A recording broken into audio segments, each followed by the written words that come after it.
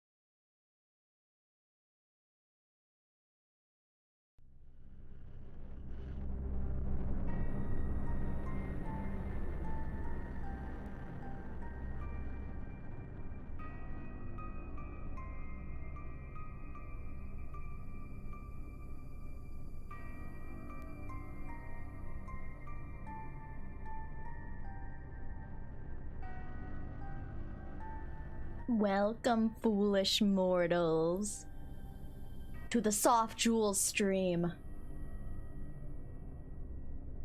Yeah, fun music, right? You like the music? We're gonna have a little bit of spooky music for today. Hello!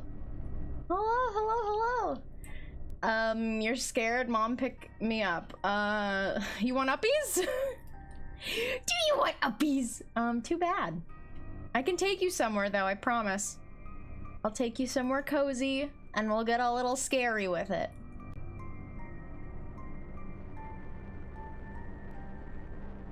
Hello? Hello? Hello. Welcome to my blanket fort. And here I am. Ow! And here I am in my Halloween costume. Yippee! Yippee! Hello! I love that that just goes right in my face. Jules jump scare. Boom! Did I scare you?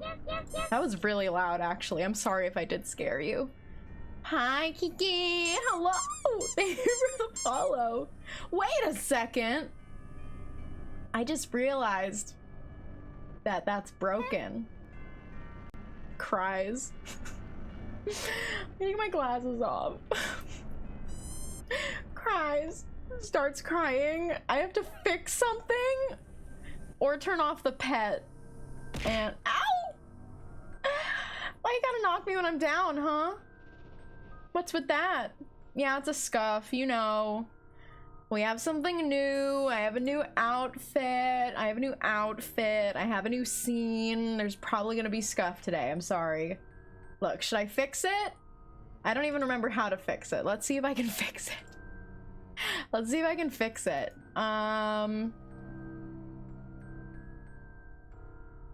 You know what? We'll turn off the scary music.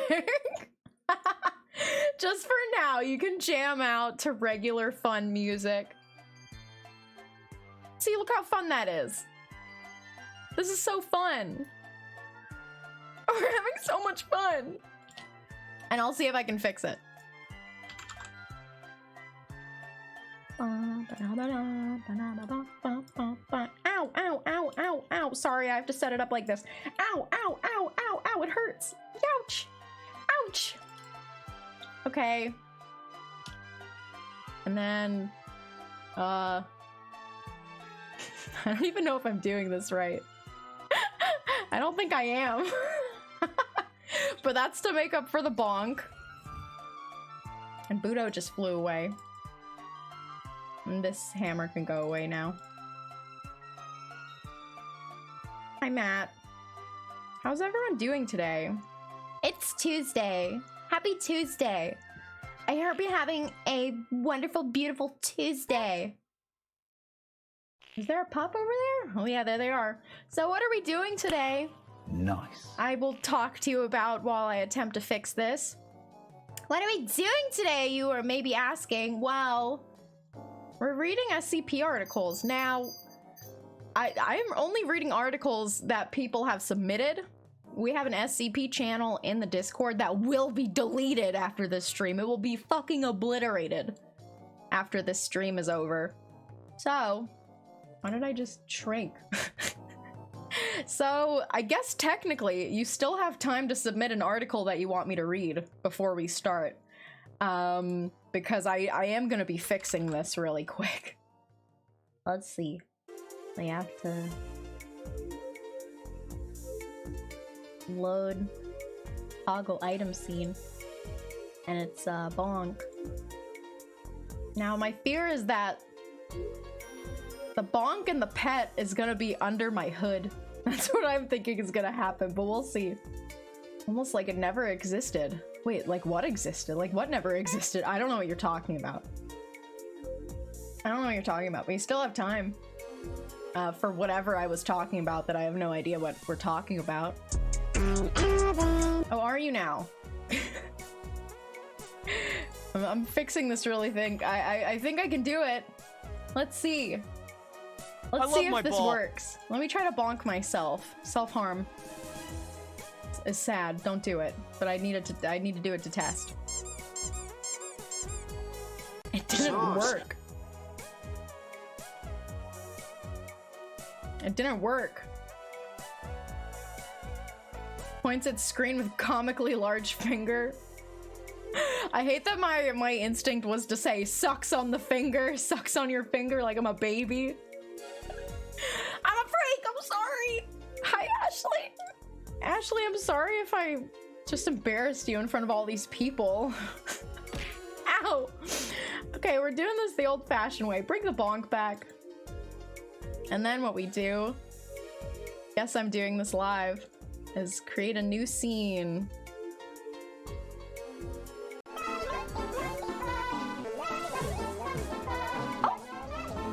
It's Jay! 10-month Yippee on SCP Night Woo. Thank you so much for 10 fucking months. That is so rad of you. That's so rad of you. Thank you so much. You forgot the Pokemon's name? It's Spinda. I guess I have a question. What do you think Spinda is? Because you said a bunny. I like to think of it as like a bunny plus panda bear mixture. See, you say panda. I think it's like a panda bunny. I think that's a good way to imagine it. Chicken butt? Rude. First of all, rude. Okay, let's see if this works now. Is there a cooldown on this? Yes, there's a cooldown, which means now I have to do the pet. What do you even call this? Bones, you too? You too, Bones? I mean chicken butt. Thank you so much! I'm not forgiving you about the chicken butt thing, though. Sorry, that's just a little too much. A little too much, man. A little too much for me to forgive you for. I think this Spinda is a wolf lioness hybrid king of the Gungle, but still with it and ferocious. King of the Gungle? That shit's the funniest thing I've ever heard. That's the funniest shit I've ever heard, King of the Gungle. Get this pet on my head.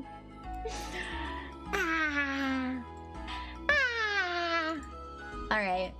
Now I have to make this other item scene. We'll call it Pet Spinda. Because I'm a Spinda. King of the Gungle. Gog of the Gungle. Okay, one more. I'm gonna do pet, and then do hotkey action. Streaming is hard work, guys. It's tough out here. It's rough out here. We're gonna make it Pet Spinda. And then what is the key for that? Alt +1. Now let's see. Somebody pet me! Just kidding, I'll do it my own damn self. You ever just alone and you just pet your own head because you're like, I like how head pets feel? I'm sorry, was that sad? That sounded sad. Oh, it works. No, not the bug too! Okay, they both work! They both work! Thank you. Thank you for your patience.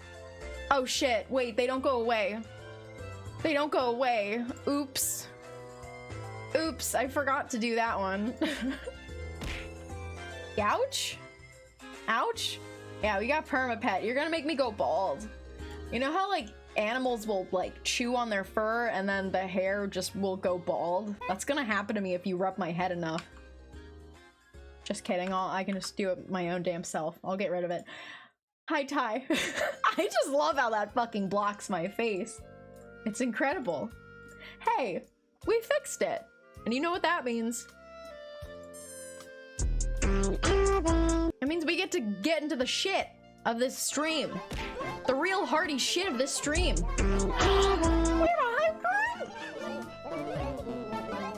Just wearing down the Spinda outfit.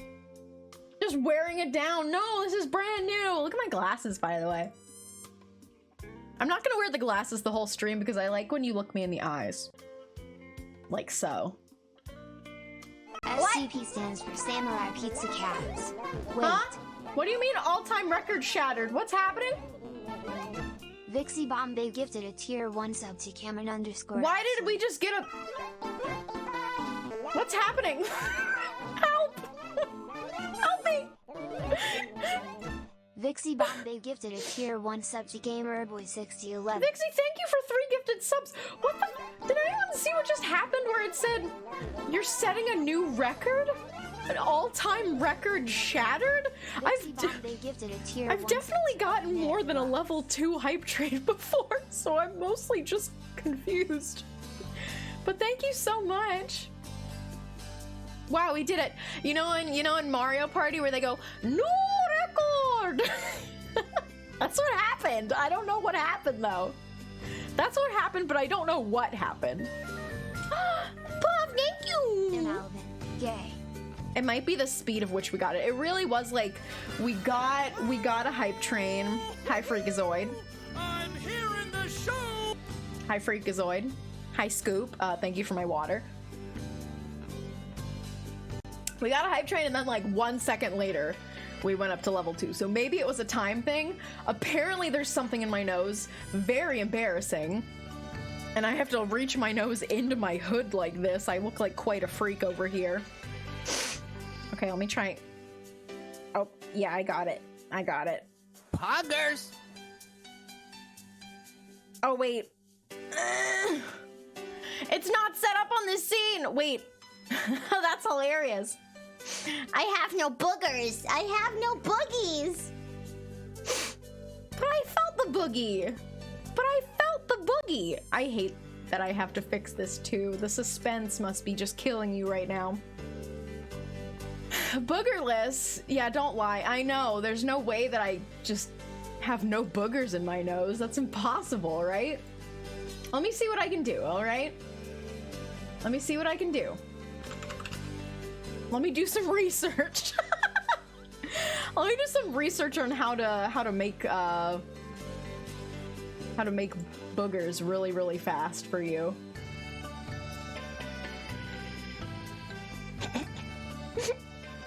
Hilarious. Okay. Let's see if this works. If it doesn't work, then we're screwed. Why is the hype train like bouncing so much over there? There's like a lot of activity going on up there. Anyway, let's see if I got anything. I've been producing a lot of boogers, hopefully. There's no boogers! There's no boogers! I'm gonna cry! This is what a boogerless life will do to you. You'll just start crying. Which, I think crying actually helps you make boogers, so maybe this will help. I don't know. Don't give yourself a nosebleed. True. I'll try one more time, and if it doesn't work, I'm gonna have to pause the booger redeem, which is the saddest thing I've ever heard.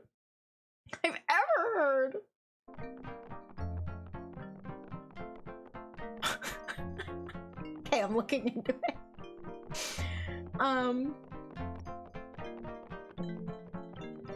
No, I don't think I can do anything to help. I'm sorry. No boogers for today, I guess. I thought I fixed it too, but I guess it's just not compatible. Let me do something for you, okay? Here's what I'll do. Apparently, they only let me pick my boogies if I am in my normal... Ignore that I have long hair. That didn't happen. That didn't happen. You're crazy. You're making things up. Okay. I took my outfit off. Now I can pick my boogers. I didn't want to get any snot on my Spinda costume. That's why. Let's just say that that's why.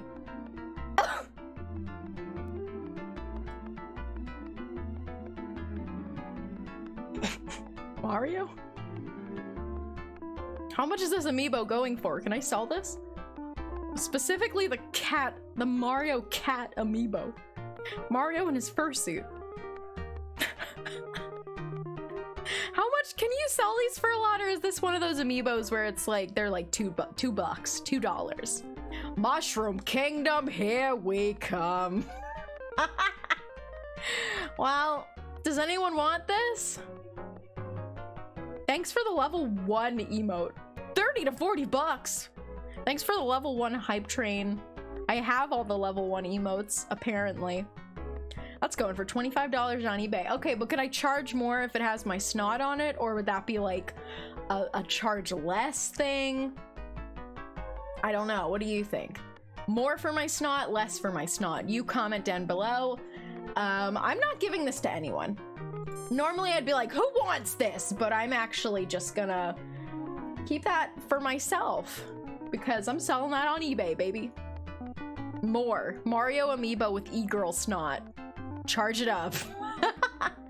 Ian, hello. Okay, I'm changing back in my spin to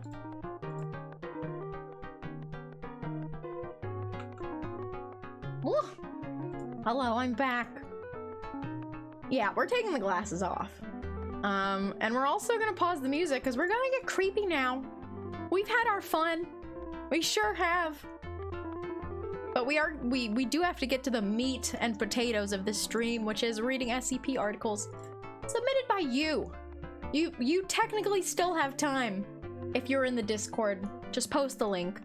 Do a spooky voice, it'll be epic. Ooh, I can just do that the whole time. I can just read articles like that. Okay, pause the music. Too scary? Okay. I'll calm down. I'll tone it down a little bit. Here we go.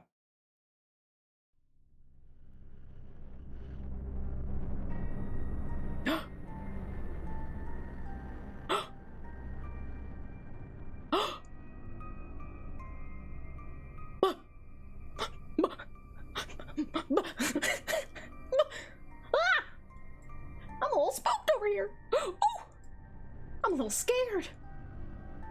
Does anyone want to hold my hand? Too scary? Too bad. Let me know if the music is too loud, too quiet, too whatever. It's kind of quiet to me, but my volume levels say that it's a good volume. So I'm not super versed in SCPs. Are there pictures of them? There are pictures of some of them. Not all of them have, like, pictures, really. We're reading them from the SCP Wiki, which is, like, the official place. Here's a picture. Oh, look at this little guy. That's a bear. That's a bear. Your hand is covered in boogies, though. When is it not? That's a bear. So some of them have pictures sometimes. Here's the first one we're learning about. SCP-2875. Now it says unauthorized access is forbidden. Ignore that. That doesn't matter. This is a Keter, so I'm not like the expert on SCPs either, but the object class does dictate basically how hard it is to keep it contained. Keter, I believe, is the most difficult class to maintain. Who does the bell toll for? Who doth the bell toll for? Perhaps this bear. So let's learn about it. Special containment procedures. This is gonna be story time stream, by the way. Budo, I think. Hey, the cage is open. Budo, I have a bowl of goldfish. Oh, he's coming.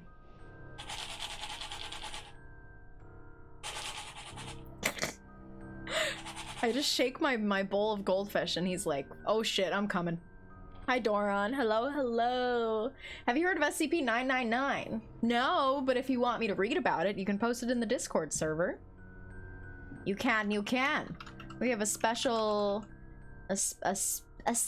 little channel for you to submit your very own SCPs for me to learn about. Okay. A perimeter is to be established 2 kilometers from the center of Redacted. Wisconsin? Oh, it's in Wisconsin. And no non-Foundation personnel are to pass this limit. Mobile Task Force Lambda 2 Chain Gang is to oversee containment of SCP-2875.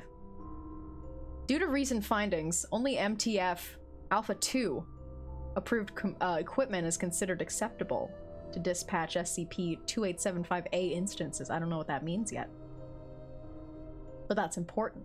Here's the description. SCP-2875 is a phenomenon occurring only in the town of Redacted, Wisconsin.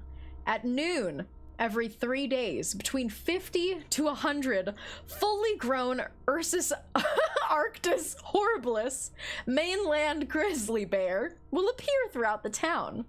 These instances are not anomalously strong or fast, or anomalously hostile, and will generally act like any other member of their species given the situation. So, every 3 days, 100 bears will will just show up through the town. I think that actually is the Latin word for it. Horribilis. Horribilis? Horribilis? Horribilis? The phenomenon appears to be cumulative. The instances, SCP-2875-A, aka the bears, will linger around the town center for a short time before dispersing, and more instances will appear 3 days later. Due to the potential scaling issues of the bear population growth, it has become imperative to dispatch new instances as quickly as possible. Everyone's killing these bears. I want the music louder. Unless it's too loud. How's that? Hopefully it's not too loud. Currently, the only feasible means to dispatch SCP-2875 instances is by using a highly concentrated aerosol tranquilizer spray, and then a blunt instrument with which to cause trauma to the cranial region. Killing any of the instances using a firearm or incendiary device results in 2 new instances appearing next to the corpse of the deceased instance. If you try to shoot it or set it on fire, two more show up. So funny. As such, only Foundation standard motorized blunt force devices have been permitted for use against the instances, with other blunt or bladed weapons being permitted per MTF leader instruction. By the way, what is this one called again? Where does it say what this SCP is even called? I believe it is called The Town That Was Fucked by Bears. I don't know where it says that, but that is what Vixie said this article was called, was The Town That Was Fucked by Bears.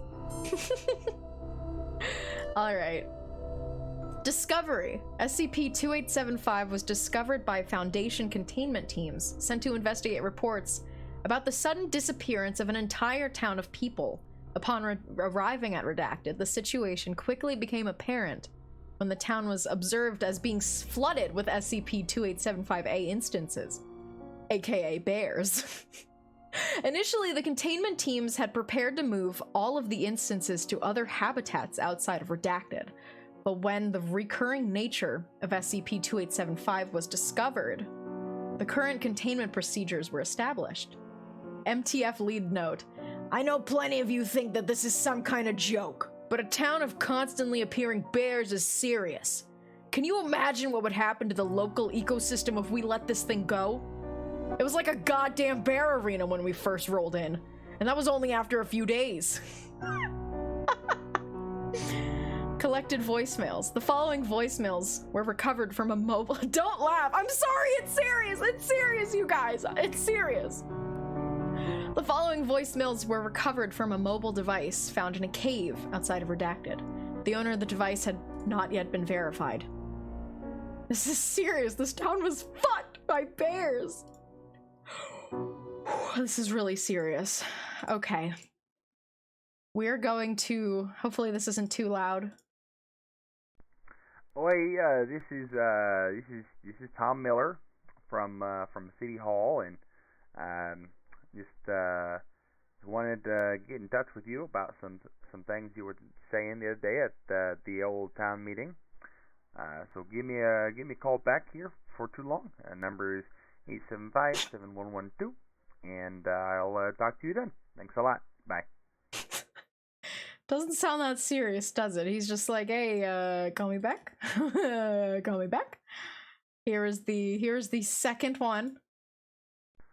Oi, it's Tom Miller again from City Hall, and just wanted to get back in touch with you about some things we talked about the other day, and you know, I've been thinking about what you were saying about the pest problem with the coyotes, and I really do think bears is the way we want to go. So let me know when we can talk about that. Get some plans laid out. You know, my number is 875-7112, and we'll talk more then. Okay, thanks a lot. Bye. This doesn't sound very serious. It's a very, like, civil voicemail. I was expecting bear noises. I was just expecting full-on bear noises. Okay, here's the third voicemail. Hey, it's Tom Miller again. Hey, just wanted to let you know, Bears is going great. Bears is going great. Any coyotes around in a little while, so that's good. Do have one question though about one of the bears getting a little close to town. One of the gals in town is a little freaked out about it. So if we can talk about that and get some of these details ironed out, I think this is going to be real great. Okay, thanks a lot. Number's 875-7112. Sorry, this is very serious. We'll talk then. Okay, thanks a lot. Bye. I'm sorry, y'all. This is very serious. Bears is going great, though. Good to hear. Good to hear. Bears is going great. Hey there, it's Tom Miller again. Haven't heard from you in a little while, but just wanted to let you know, me and some of the guys are a little concerned. There might be a few too many bears. Most of the coyotes, I think, have moved on from town, so it's probably about time we get the bears out of here. So we've got to do that pretty soon. It's starting to become a little bit of a problem. So give me a call. The number's it's getting worse. 875-7112, and I'll hope to talk to you soon. Okay, thanks. Yeah. Bye. So what's happening here? So there were coyotes, so they brought in bears. But how is it that the bears just like kept pouring in then? Or are they just bringing in a shit ton of bears every time, and they're like, maybe we should stop now. Okay, next.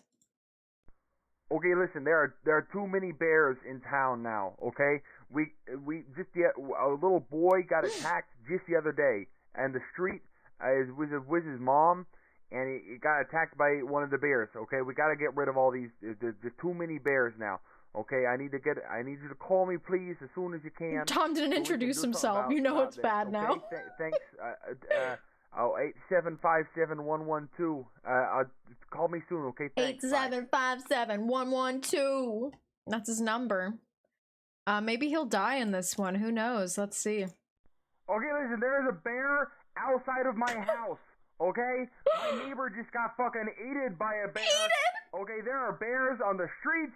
There are bears in people's homes, okay? We gotta do something about this. I can't get outside, okay? My kids are at school, I can't get to my kids. Okay, there's a bear on my car. Why can't, oh God, oh Lord, there's a bear in the house. Oh my God, oh, 875-7112, call me, oh God.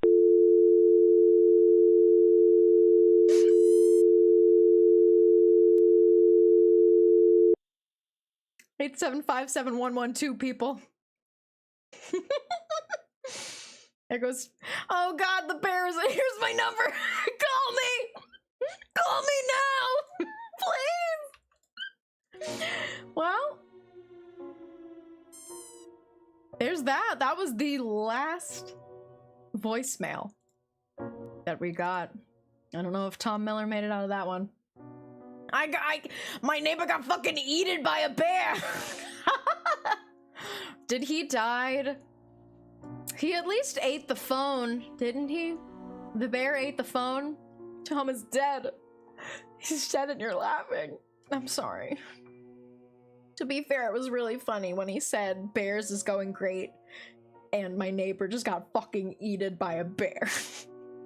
Which folder do I post SCPs? Okay, so in the Discord, it is, hi Bowie, it is going to be under the general text area, and it is the SCP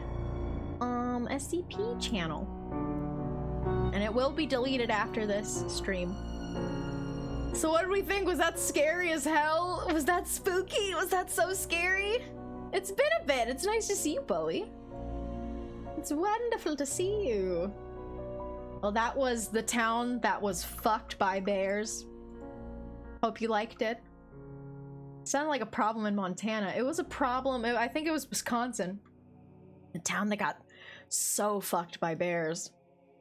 This one is under review. This is one that Kadya suggested. This document has been flagged for possible methodological issues. Please be aware that the following information is subject to change. Okay, apparently this one is not right. That boy ain't right, but it's okay, I want to read it anyway. Ooh, this one's long! Ooh, this one's long! This one's broken. Is it actually broken? Should we read it? This SCP makes me cry. Okay, it's Kadya's favorite. Kadya's here. We gotta read it. Okay, as of February 14th, 2018, senior researcher Stanley Huxtable is now acting as the role of HCL supervisor for SCP-5031. The following is a selection of relevant correspondences from SR Huxtable to site director Yusef Mostafi, elucidating research process. Ooh.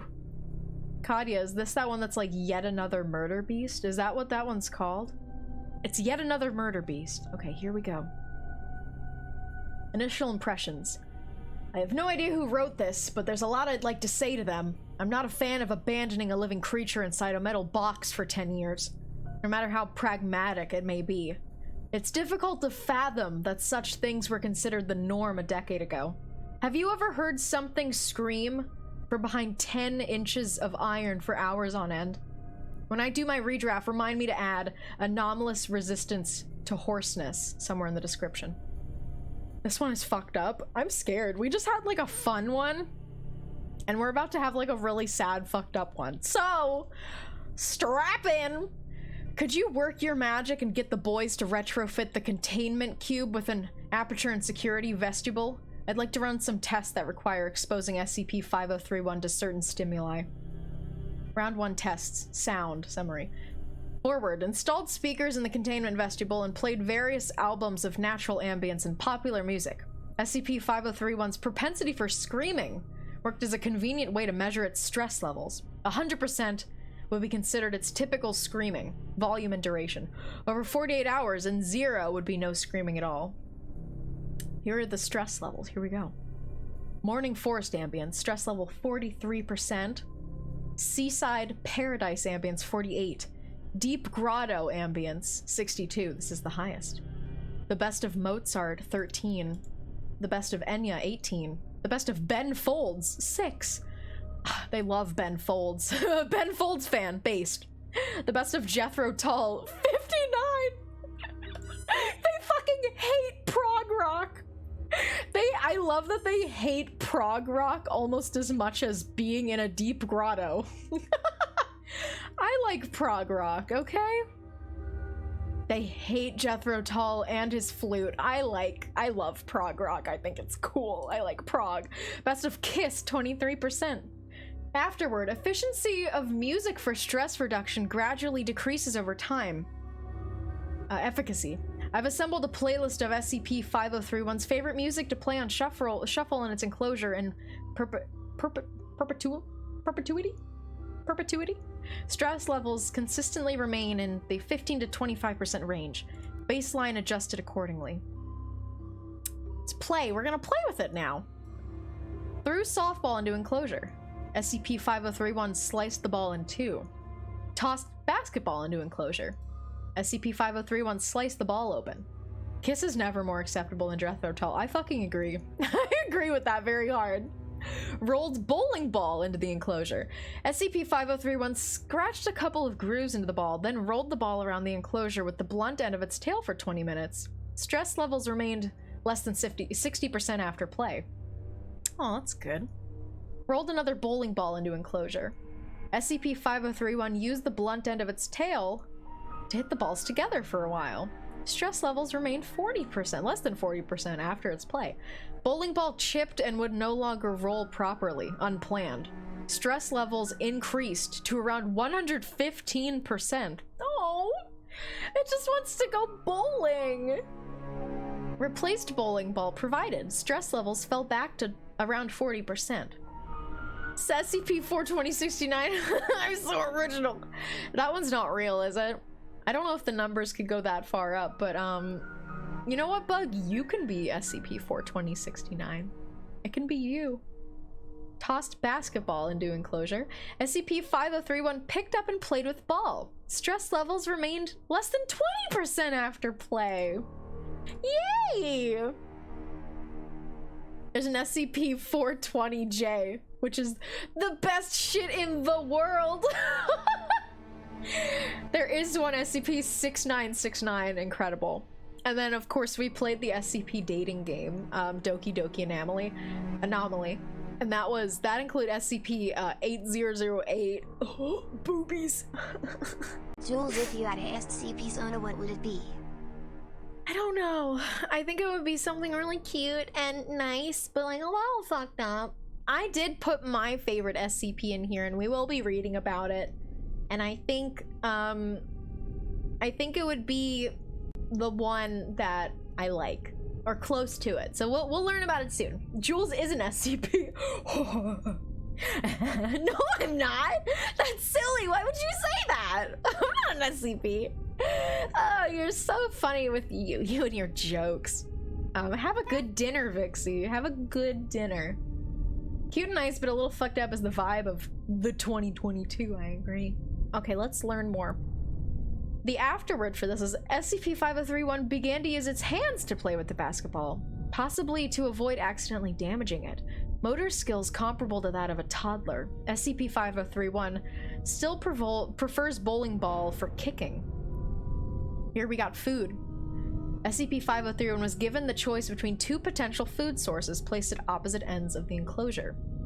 Human corpse / pig carcass. Would rather eat a pig carcass. Pig carcass / chicken carcass. It likes the pig. Pig and rotisserie chicken. Likes rotisserie chicken. Chicken carcass / rotisserie chicken. Likes rotisserie. Live chicken. It doesn't seem like that much of a monster.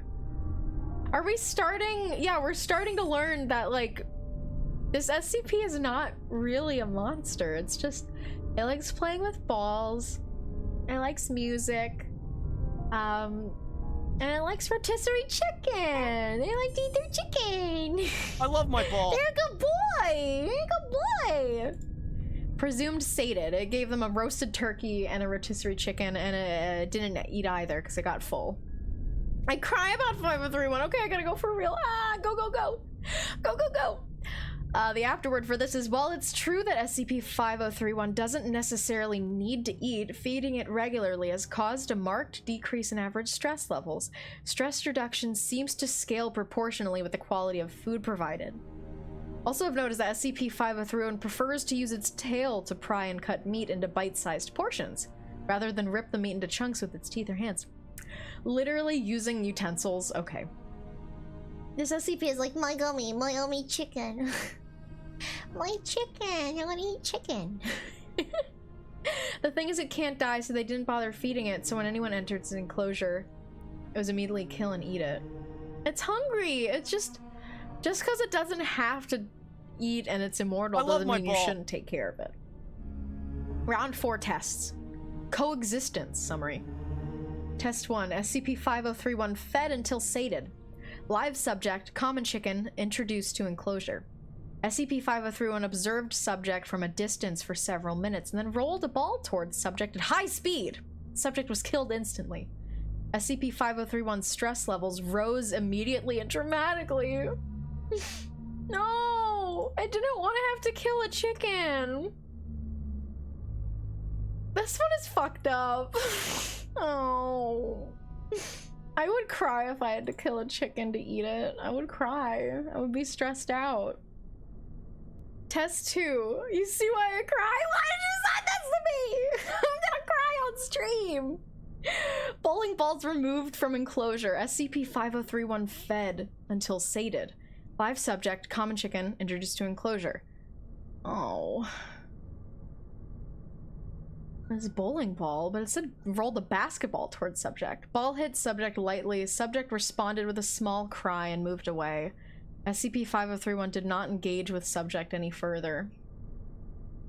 This one is fed until sated, live subject, Class D blindfolded, introduced to enclosure and instructed to sit and roll basketball forward, then wait until it came back and roll it away again. Subject and SCP-5031 successfully rolled the ball back and forth for several minutes. SCP-5031 eventually abandoned the activity and approached the subject.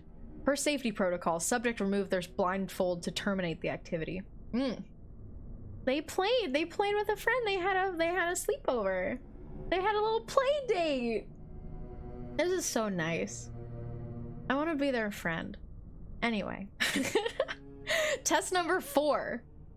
SCP-5031 fed until sated. Live subject Class D introduced to the enclosure to instructed to toss a tennis ball at the wall, let it ricochet behind them, then catch and repeat. SCP-5031 stood behind subject and successfully engaged in game of catch, mimicking subject's action of letting ball ricochet against the wall. This music is scary. This music is scarier than the actual SCP is.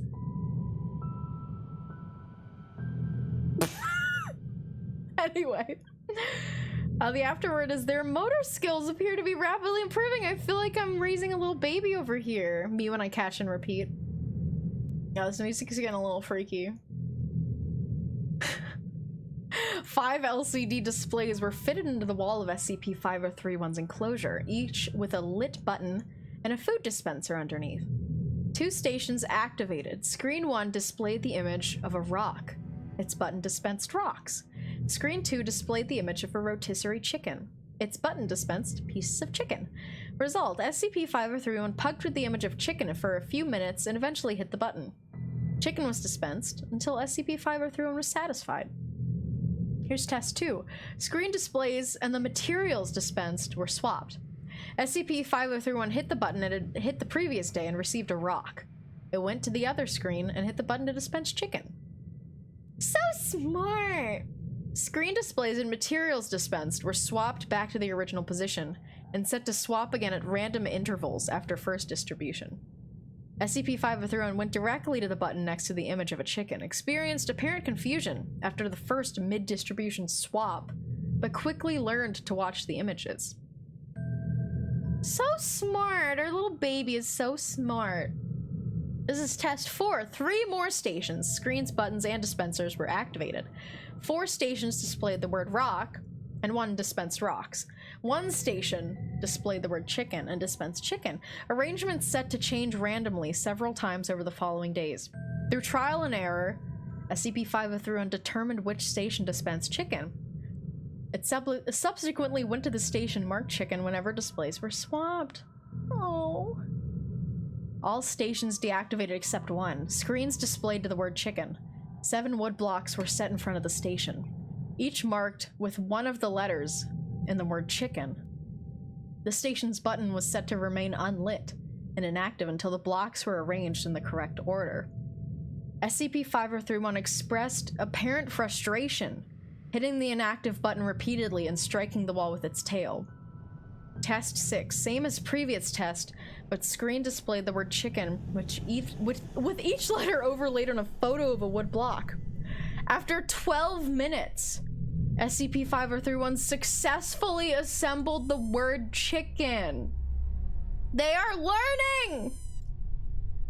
Afterward, it can learn language, Yusef.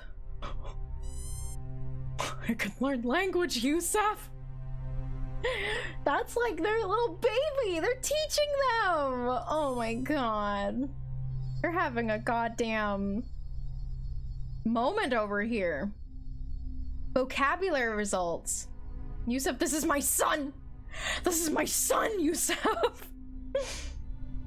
SCP-5031 has learned to use letter blocks to form the following words: chicken, turkey, pork, tofu, beef, bread, more salt, more pepper, more cooked, music, Mozart, Enya, Ben Folds, forest, seaside, white noise, more volume, less volume, silence, basketball, bowling ball, tennis ball, cat, dog, human, Robert, Stanley, alone. Oh, alone. through increased vocabulary and human interaction. SCP-5031 has made the following progress. Yeah, they know the word Enya. Oh, it understands alone? Alone. Alone. Alone. Alone. It has made the following progress. Established food preferences and dish pairings. Learned to sing non-verbally. Learned to juggle. Six-handed juggling is something to behold. It has 6 hands? Do you want human or do you want Robert? This SCP's music taste screams coffee shop. Oh my gosh. Powerful boy can juggle. Round 7 tests. Activities. Introduce table, paper, and crayons into the enclosure. Live subject D52125 instructed to demonstrate drawing for SCP-5031. The result is SCP-5031 learned to draw. Discernible subjects depicted in its artworks include D52125, SCP-5031, a rotisserie chicken, a cat, and myself. D52125 is Robert, by the way. Oh, thank you. Robert. They drew Robert, and they drew his little Papa as well. I'm just gonna call him Papa, because it's basically his son. Introduce piano to the enclosure. Live subject D52125, Robert, instructed to play chopsticks blindfolded. Why blindfolded, though? And invite SCP-5031 to play along. Subject had time to practice beforehand. SCP-5031 learned chopsticks in 2 days, though it appeared more interested in making its own original music, complete with vocals! Oh, these compositions might be considered crude by human standards. Oh my gosh. Introduce spice rack into the enclosure. Live subject, Robert, D52125, instructed to demonstrate seasoning meats. SCP-5031 spent almost 3 straight days experimenting with different combinations of foods and spices. SCP-5031 assembled the words more, more, more with its letter blocks after running out of garlic powder. Me. That's me. Or, how about you pass over that garlic powder? I do love garlic. I want to be friends with them. Damn, he's just like me. Garlic fan based. I fucking love garlic and onion powder. I put that shit on everything. Okay. Here we go. SCP-5031 only engages with art and music when accompanied by D52125, but it continues to be preoccupied with food preparation even when alone. I love cooking! They taught it to cook. It taught itself to cook. Oh wait. No, they're doing cooking now. Cooking! Basic kitchen utilities installed in enclosure. Live subject D52125 instructed to demonstrate preparation of various recipes. Quesadilla, taco, hamburger, fried rice, Mongolian beef, spicy chicken curry, chocolate chip cookies, sponge cake with buttercream. Okay, I'm getting hungry. Stop. Fudge. I want fudge. Clam chowder, steak macaroons, chicken adobo, let's fucking go. Smoked salmon and profiteroles. I don't know what that is. Profiteroles? I don't know what this is. Can I Google it? What happens if I Google it? Are you gonna tell me what food it is? What the fuck is that? Oh, it looks good. This is good. This looks fucking delicious. What are they, like cream puffs? They just look like cream puffs to me. Yeah, they're just cream. That's a weird name for cream puffs. Anyway, this is going too well. Yeah, something bad is gonna happen. I really hope not, though. I hope that they're just like friends and they become friends and they just learn and they become a world famous juggler and a world famous cook. That's what I want. SCP-5031 has a severe peanut allergy. No! This should be included in the revised containment procedures. I would also like to note that SCP-5031 is now a better chef than the average human and has begun to create its own recipes. D52125 has volunteered to taste test. The SCP has a peanut allergy. Oh, SCP-5031 has said its first word, salt. We are immensely proud. I'm proud. Me. I'm so proud of them. Oh my my god. Final test. Summary. Oh. SCP-5031 was given 2 months to develop a 3-course meal to serve at the Biostate 59 cafeteria for personnel working over Thanksgiving. Its selections were as follows: sweet potato, turmeric miso soup, duck confit with apple cider glaze and cranberry compote topping. Oh my god. Paired with butternut squash. Gnocchi on a bed of kale seasoned with truffle salt. Oh my gosh. A slice of spiced cassava pie topped with French vanilla ice cream and a maple hazelnut syrup. He's so good! SCP-5031 also debuted its original composition, Piano Sonata for 6 Hands, in a live performance broadcast from its enclosure. Personnel response was overwhelmingly positive. SCP-5031 stress levels at 0%. Testing successfully concluded.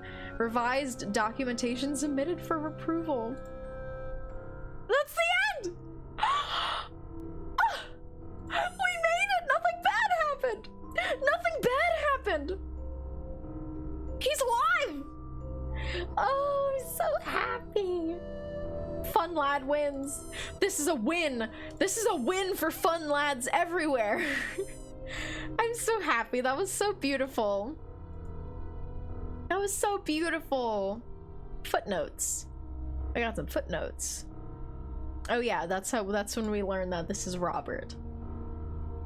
Oh, that was so beautiful. Thank you for sharing. But it's gonna have a happy ending. Let's fucking go. The beauty of second chances. That was so beautiful. I gotta drink water after that one. We're taking a break. But let me see which one we're gonna read next.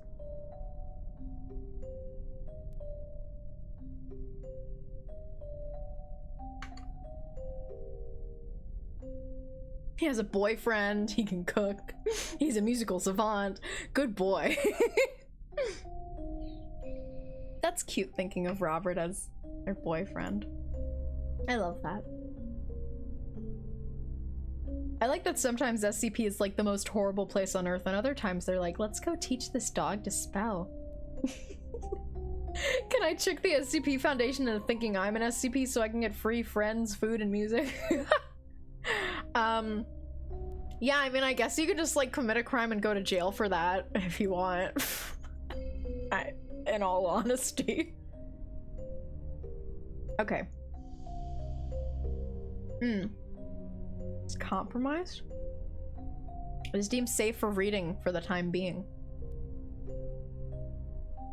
Okay. What is recalibrate? What is that? Oh. What is this? Is it broken? Is it broken? This is SCP-2786. I see nothing. Oh, there it is.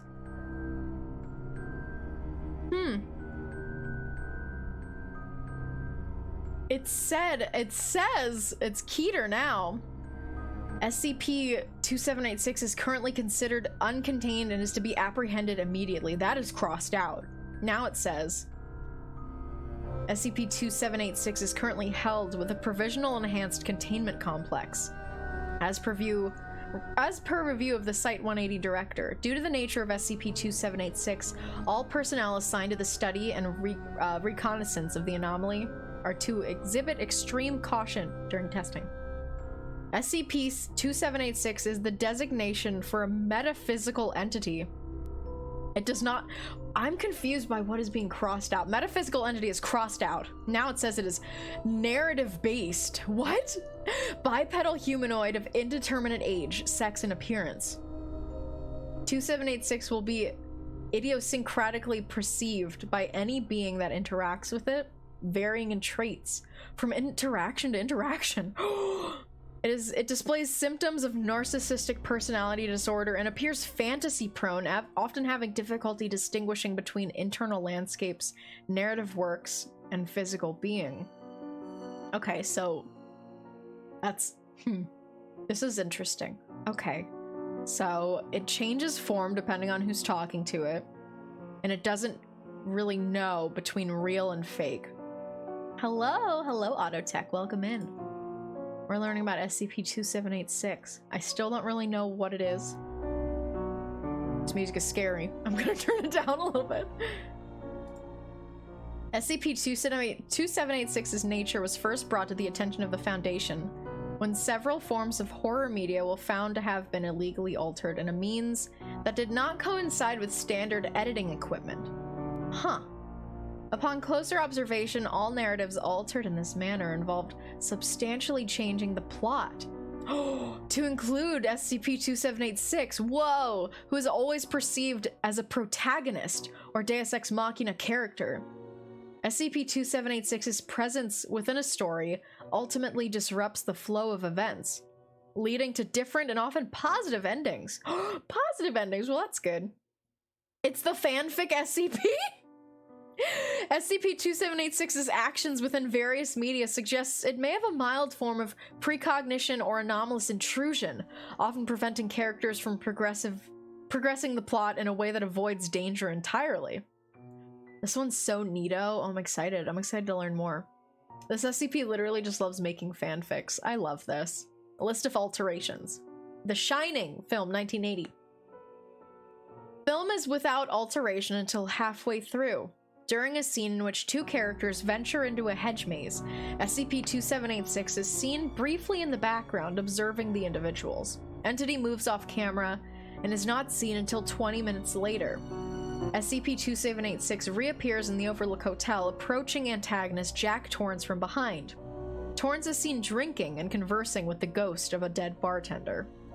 SCP-2786 takes the antagonist's drink, pours it out, and hits him over the head with the glass. Oh my god! The tumbler shatters on impact, Torrance falling from his seat and onto the floor outside the camera frame. SCP-2786 is briefly seen peering downward, but turns and walks off camera a moment later. The rest of the Torrance family is escorted off the Overlook's premises by the entity and into the blizzard. Camera cuts to epilogue. Danny and Wendy Torrance in a new studio apartment and apparently doing well. Movie ends 45 minutes early. That's amazing. That's amazing. So they just want to like make it so that the characters have a happy ending and they don't have to like be traumatized. That's amazing. Fix-fic. They're doing a fix-fic. This is Silent Hill, the film. SCP-2786 manifests early on, warning main character Rose not to bring her daughter to Silent Hill. After it becomes apparent that they are adamant about going, SCP-2786 frowns and disappears off camera.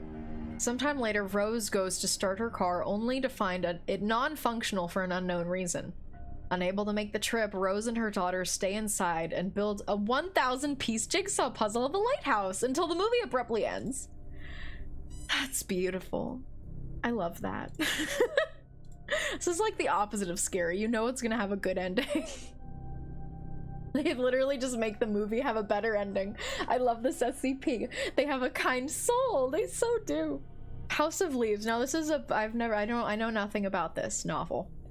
SCP-2786 appears in the Davidson meta-narrative, confronting Karen and insisting she and her family avoid moving to Ashtree Lane. Karen convinces her husband and the Davidson record ceases to exist for the remainder of the story. Narrator/protagonist Johnny Truant is no longer negatively affected by the material, going on to describe his life at the tattoo parlor, which seems improved by SCP-2786's presence. Entity is referred to as Hero throughout the story, which ends 300 pages early. They're ruining the stories. In the best way possible. What if they had to make movies with good endings have bad endings for this? I hope not. I don't think they would make them have bad endings.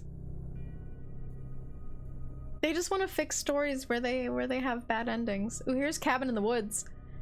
While not seen right away, SCP-2786 appears shortly into the film, posing as one of the college kids heading to a remote cabin vacation as a group. No characters refer to the entity by name or gender, but do not seem fazed by its presence and repeat with candor. SCP-2786 attempts to stop the characters from interacting with one of the many cursed items in the basement of the cabin, including the diary of late Patience Buckner, an event that would otherwise go on to resurrect the undead corpses of her family, of her and her family. Unfortunately, SCP-2786 was unable to keep one of the main characters, Marty, from inspecting a set of negatives on a vintage projector reel, setting in motion the release of the large lycanthrope, which proceeds to maul one of the teenagers. Oh no! SCP-2786 appears to pull the attacker off of its victim, grabbing a spoon from a set of vintage silver cutlery found conveniently nearby and stabbing the creature multiple times until it expires. Film ends without mention of B-plot. The final scene, detailing their escape from the woods and recounting of the events from the table of fast food restaurant, which is presumably set in a future date. Okay, so that one, they were unfortunately not able to save Marty. I don't remember the character of Marty, but that's sad. I should rewatch Cabin in the Woods. It's fucking Halloween. We should rewatch it. Okay. Amnesia: The Dark Descent! Hey, I played that. I didn't finish it though. Marty is the Shaggy. Oh, Shaggy died. I'm sorry, Shaggy. Well, it was his fault for looking at it. Marty was the stoner. That's sad. Okay, it's amnesia time. Zoinks! Maybe they just didn't like Shaggy. I'm sure they were like trying to save them and it just didn't work. In affected copy of the game, player was greeted by SCP-2786 when the protagonist Daniel awakens on the floor of Castle Brennenburg without his memory. SCP-2786 addresses the character directly and not the player, insisting they sit this one out. What? SCP-2786 proceeds to progress through the game, the camera following it despite no further dialogue on the character's end, suggesting they were left behind. Player is unable to control any game functions aside from pausing the game, during which SCP-2786 is seen loitering in the background and appearing impatient. Completion of game by 2786 is done swiftly, the entity brute forcing most puzzles and interacting with the environment in a way that is not possible for the player. They're cheating. They're using their Game Shark. He's speedrunning. They probably are actually speedrunning it. Upon encountering a gatherer, SCP-2786 is heard snorting before brandishing a handgun from an unknown source, which proves effective in terminating the usually impervious enemies. Game proceeds in this manner until SCP-2786 confronts and kills main antagonist Alexander Brennenburg, after which it appears to flex for no one in particular, then walk off camera. They fucking flex. Game credits roll shortly thereafter. That's fucking amazing. I love them. Incident log 2786-11A. On redacted, 3 days before scheduled monthly terminations and reassignment, SCP-2786 appeared to manifest on site without warning. Subject remained cooperative for the most part, but was generally considered obdurate and unlikable. Although seemingly incorporeal, SCP-2786 exhibited an apparent blending of reality, narrative causality, and internal fantasy. Hume readings of 2786 reveal little difference from the baseline, yet the anomaly behaves and interacts with reality in a way that warps the flow of events to follow what appears to be standard narrative cohesion. It is unknown how SCP-2786 managed to manifest itself within the Foundation, but there has been some hypothesis on the nature of the subject. Hypothesis. I guess that's just being like, ooh, SCP Foundation is fake. SCP Foundation, it's not real. They can go in and do whatever they want. Hypothesis. Hi, Chojiaki. A wild Spindajules appeared. Oh, I have to catch it. Throws Master Ball. It fails. Such a unique creature. Can't be caught. Thank you so much. I cannot be tamed by a ball. Although I do love my ball. I do. There's more. Interview logs. Oh my god, they talk. I love my ball. I love my ball. All right, this is a bit impromptu. This is Agent McLaughlin. This is a bit impromptu, but given the circumstances, I think you at least owe us some answers. SCP-278 says, straight to the point. I like it. Works for me too. I have business elsewhere. They're so cool. Business? What kind of business? The hero's work is never done. So you're a hero then. Am. Always has been. Is that what this is about? Not quite. How'd you end up in our facility? What, this chop shop? Same way I find myself in any other place. I go where I'm called upon. So who called upon you? Those in distress. The suffering. Is this really not making any sense to you? I'm the champion. It's what I do. Is what you were doing when we found you in the horror flick in the book? Oh, is that what you were doing when we found you in the horror flicks in the book? The what now? Where you were manifested before. Ah, you mean the campground? Camp Crystal Lake. Yes, that's the one. Hi, Maya. Hi, Maya. Hello. We're reading dialogue right now. That one's actually a funny story. See, I usually have a rough time with the bigger guys. Sometimes even I worry I won't make it out when the baddies are eldritch horrors and what have you. These teenagers, I can't even believe they needed me to dispatch one guy for them. I have more important things to do than babysit a few kids who made the mistake of ignoring all the obvious warning signs. This guy comes lumbering out of the woods, burly fella, big old knife in his hand. I barely broke a sweat kicking his mask in. He killed Jason! He killed Jason! I saw that, yes. You were there? Not exactly, no. Huh. So is that it? Can I go? We still have a few more things we need to discuss. Listen, I've been pretty cordial considering I usually get right to work, but honestly, you guys have been holding me up from the get-go. I'm here for a reason, you know. Right, the suffering. Who might they be? I think you know. It's better if you don't anyway. SCP-2786, I can't read numbers anymore, promptly stands up and phases through the wall on its left. Containment breach alarms trigger shortly thereafter. Who are they here to save? Following the events of the interview, Site-180's humanoid containment wing and 7 of its 10 D-class personnel cell blocks were found breached by an unknown source. They came to save all, like, the humans that were suffering, the humanoid SCPs. Oh, and took some D-class as well. Cool. Were breached by an unknown source. SCP-2786 is suspected to have been involved in the event. Approximately redacted D-class and redacted human anomalies were found missing from their chambers. SCP-2786 remains at large. Oh, that's not true anymore. SCP-2786 was detected less than 48 hours later, attempting to save characters in a Blu-ray copy of Saw 4 in the Site-180 employee lounge. Okay. The affected copy was played on loop until its current containment measures were devised. SCP-2786 has been placed in its enhanced narrative complex, and containment is considered a success? Wait, how does that end? Enhanced narrative complex? What does that mean? How do you guys interpret that at the end? They're contained now? Click the button at the top. Okay.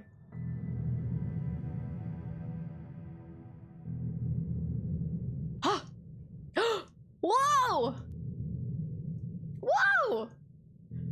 Event log. Loading core assets. Loading narrative 3 act. Loading character model.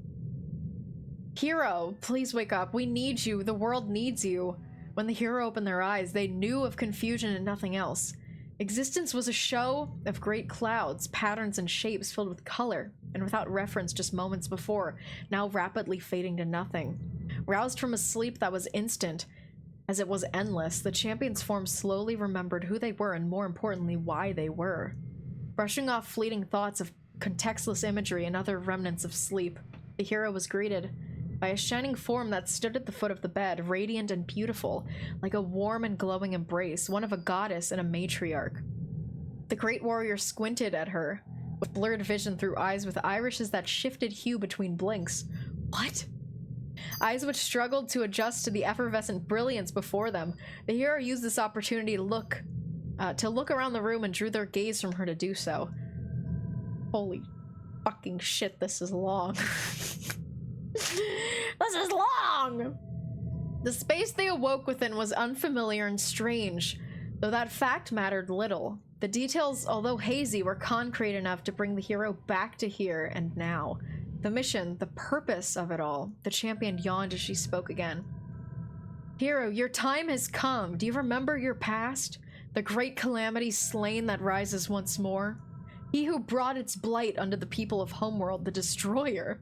A great horror, it lives eternal. It festers in the Valley of the Forgotten. Life cries out as a beckoning to its savior.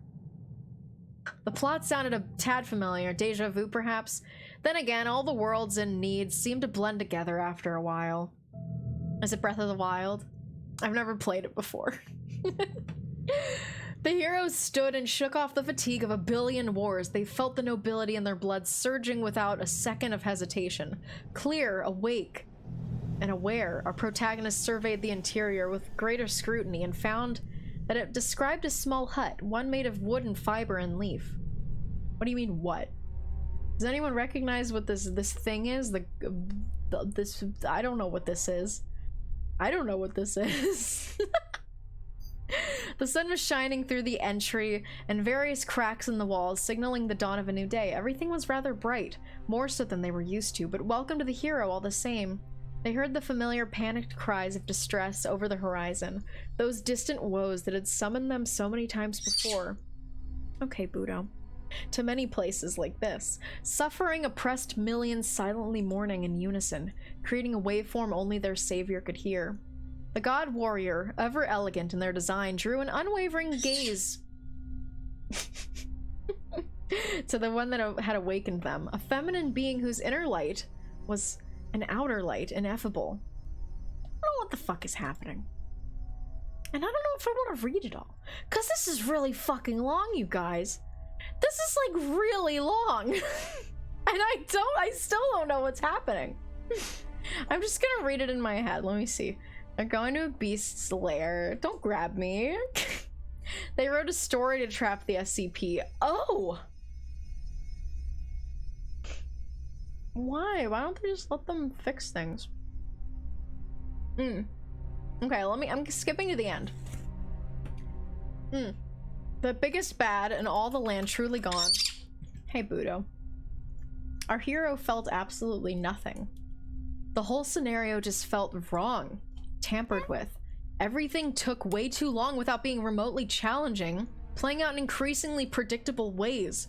The bones of lost souls, piled near the champion's least satisfying arch-nemesis to date, were taunting the warrior with feelings of imperfection and bolstering an innate drive to keep trying. It felt awfully familiar and very confusing, almost repetitive, and not very believable at all, like if someone was lying. But the liar was the world. But if this is the place of lies, where would the place of truth be, and why would the world lie? The hero knew of many things, but they did not know any way in which a location could be capable of telling a lie, unless someone was pulling the strings and making the world lie for them? Like trickery or an illusion? Oop.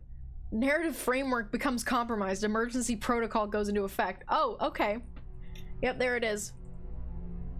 There's a bunch of geese honking outside my window. Help! Don't go outside!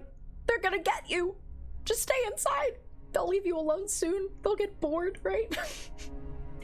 So yeah, okay, I guess that's what that is. I'm glad I didn't read it all, because it even said at the end, it was like, that was like really long.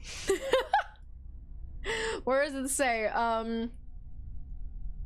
Almost repetitive. Familiar, confusing. The town that got fucked by bees.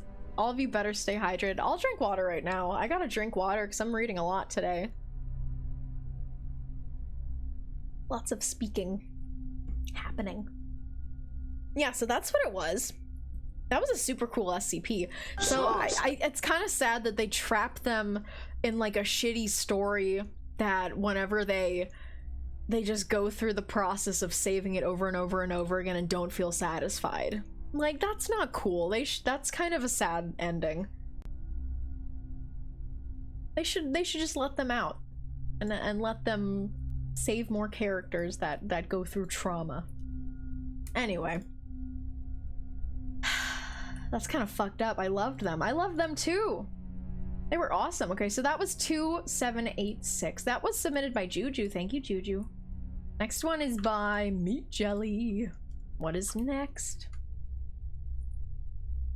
Even if they killed Jason. You recalibrated it again? Whoa, this one might be scary. This one has the little Pride SCP logo, which is hilarious. I mean, obviously, like, let's support Pride, but it's hilarious in the way that, like, corporations will change their logo to be Pride. It's funny that the SCP Foundation will do that too. Let me, see if I can recalibrate it again. Ooh, look at that. All of it's corrupt. Data corrupt. Oh! You can't shut me up. You can't keep me here. You can't keep me here. You can't keep me here. You can't keep me here. Please. I just want to go home. What if we do it again? Make the suffering stop. There's nothing that can be done. I am in control now. You thought you could hold me down. You thought you were the heroes of this story? Think again. I'm the hero of this story. My story. This will always be my story. What? Okay. SCP-2786, the hero. You wanted to see me? Please sit down. So good of you to finally meet with me like this. You know I only want what is best for you, right? For everyone. It won't be like this forever. We'll contain you. Don't you get it? This is my story. I'm the protagonist.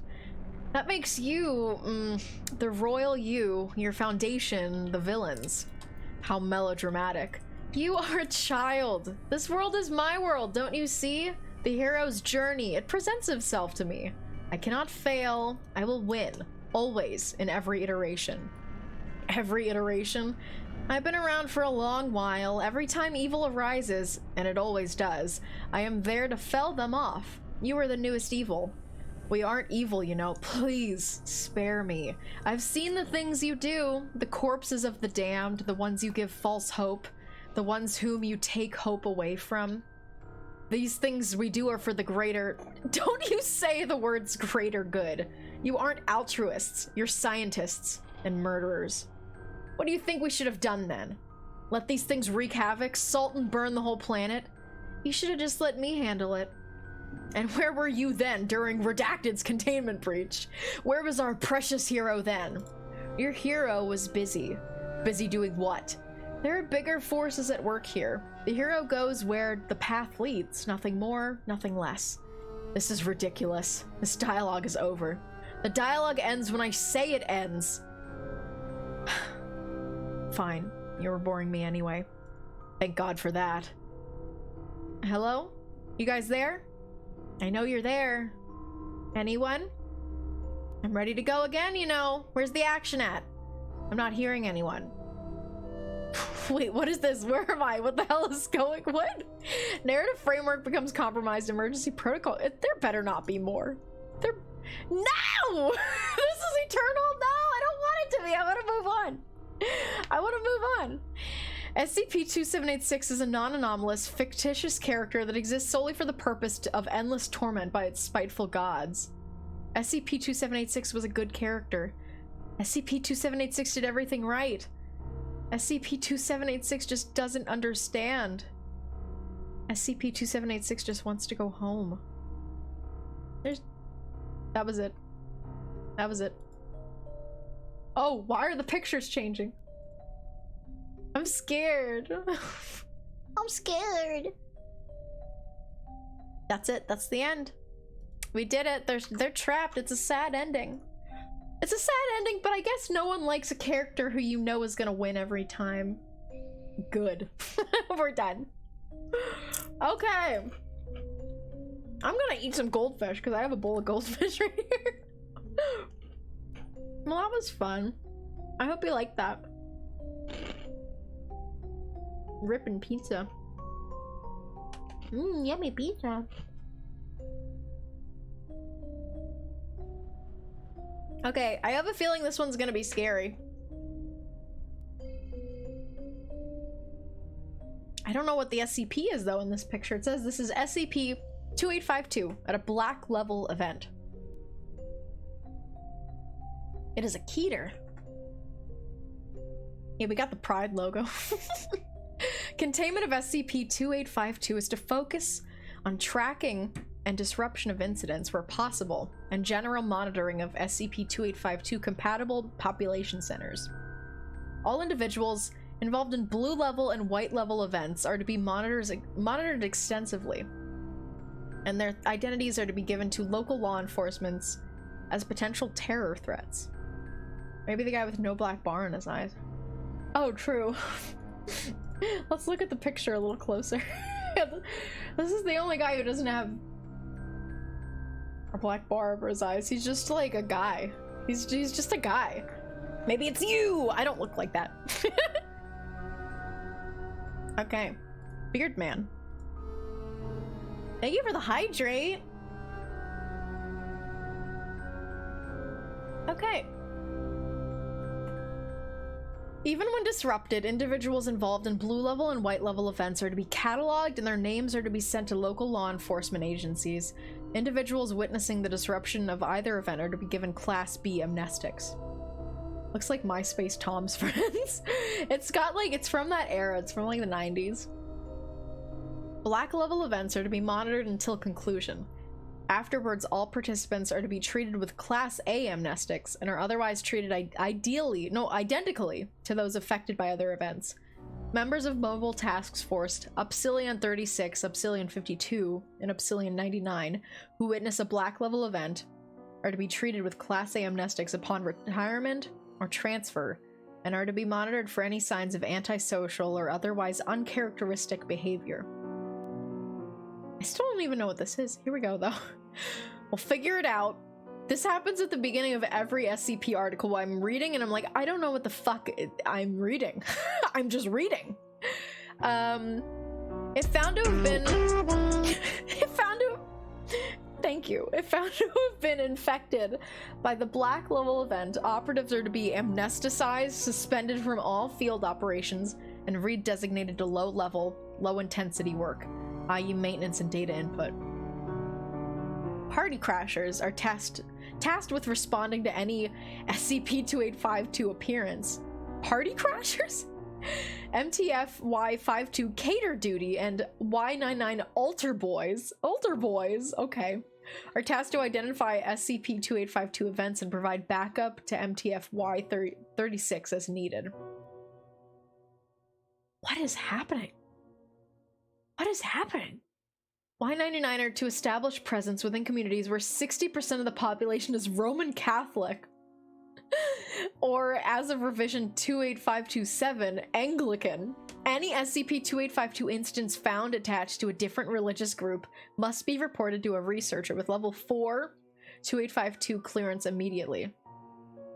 You hated having to do amnestics in gym class.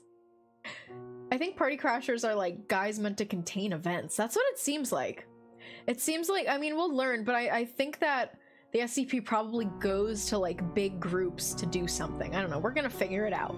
We're almost at the description, so we'll learn. While currently isolated to the North American subcontinent, all SCP-2852 compatible communities are to be monitored for an uncharacteristic rise in juvenile delinquency, sterility, domestic violence, and divorce rates. Okay. That's the info. Now we're at the description. Instances of SCP-2852 have the appearance of a middle-aged white male. Biologically, the cells of SCP-2852... As a trans girl, hearing SCP say MTF all the time is really fun. What does MTF stand for? I think it's like something Fox. It's like the soldiers who like help out. I don't know. Hello, Fizzy. It is silly though. Biologically, the cells of SCP-2852 instances are genetically identical and human. However, instances do not have any identifiable organs. Their bodies are made up of fibrous muscular tissue, with the teeth and hair being made out of the chitin chemically similar to those of the Cicadidae family? What is that, like a bug? Cicadidae? Oh, it's a cicada. They're cicadas! Okay. They're chemically similar to cicadas. The eyes of SCP-2852 instances, while looking non-anomalously from a distance, are set in the sockets without any nerve connection. While capable of speech despite having no vocal cords or analogous organs, SCP-2852 instances do not show any grasp of language, speaking in a word salad. A word salad. That means monkey's too funky. Funky monkey. They're all trans girls. You know what? Let's go. That's our headcanon for today. Despite this, all individuals at SCP-2852 compatible events will perceive the subject as speaking intelligibly and will regard its actions as normal unless briefed of its anomalous properties beforehand. Oh. So if you are in the event with it, you will understand it and nothing will appear out of the ordinary, even though it is not talking normally. It's talking a word salad. It does not know how to talk. Okay. But if beforehand they tell you, if beforehand they come up to you and they're like, hey, this guy doesn't speak any English, this guy is not like a real person, then you'll know. It doesn't know how to talk. Mood. Yeah, I wish I never learned how to talk. Kind of mad at my parents for that one. They should have never taught me that. Unnecessary. Individuals describe SCP-2852 as being playful with a crude sense of humor, and all individuals affected in an SCP-2852 event will refer to the subject as Cousin Johnny. Hey, Cousin Johnny. Classic. While sentient SCP-2852 instances do not appear sapient. Classic Cousin Johnny. SCP-2852 instances appear at various Catholic and Anglican religious functions and are treated as being an established member of the family. Instances of SCP-2852 are accepted regardless of family resemblance or ethnicity. The entity appears at baptisms, weddings, and funerals, referred to as blue level, white level, and black level events, respectively. Oh, okay, baptisms are blue level, weddings are white level, and funerals are black level events. Okay. What if this guy was at my baptism? Fuck! He could be! Ooh, it sure is scary to be Catholic, isn't it? Currently, no SCP-2852 instance has been found to appear at any other family gathering. It is scary to be Catholic, for real. I was raised Catholic for the first, 8 years of my life. And I'm very glad that I am not anymore. Any and all attempts at tracking SCP-2852 instances before and after an event have met with failure. The entities are able to appear at such events as though they had always been there, alternately appearing between frames when under surveillance, or simply evading any attempt by operatives to keep them out of an event. All tracking devices placed on SCP-2852 instances have malfunctions immediately. What? With the entity evading any surveillance. Each family gathering that SCP-2852 attends results in different behaviors from the subjects and different effects. Generally, the effects of SCP-2852 appearing at a family gathering result in more serious damage done to children. What? Although adults are not free from its effects, it is worth noting that stopping an SCP-2852 instance before it evolves itself in the religious ritual will not stop its effects from spreading. Although they may be diluted, the appearance of SCP-2852 at an event is enough for its effects to start spreading among the family. When questioned after an event, all affected individuals report a feeling of fondness towards SCP-2852, regardless of its actions during an event.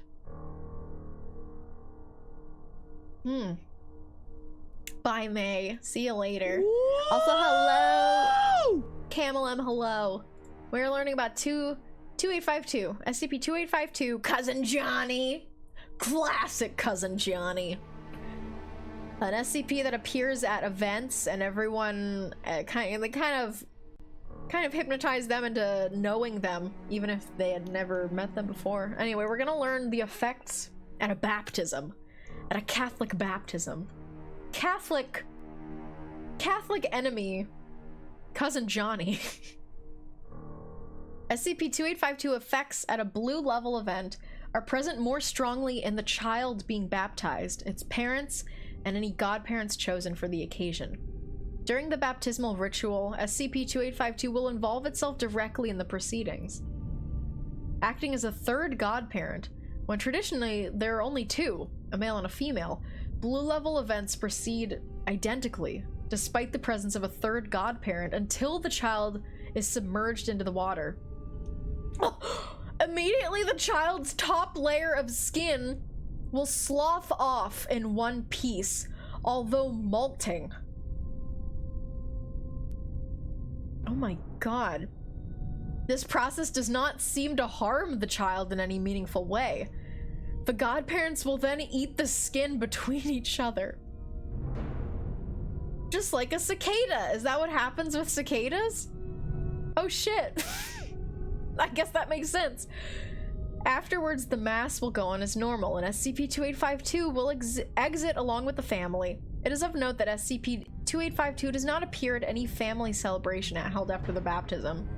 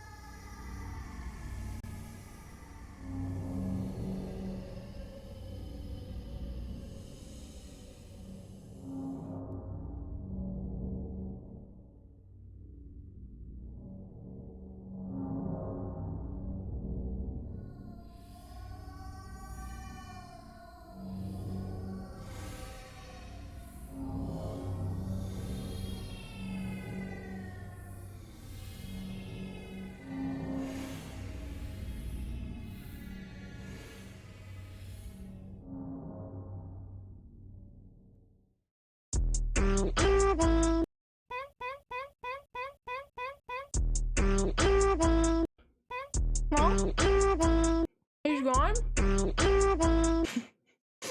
Who's Alvin? Is Alvin here in the room with us? Is Alvin here?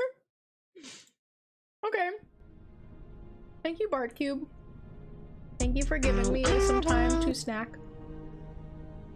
Yummy, yummy. We're all Alvin. Oh shit. You're all Alvinkins?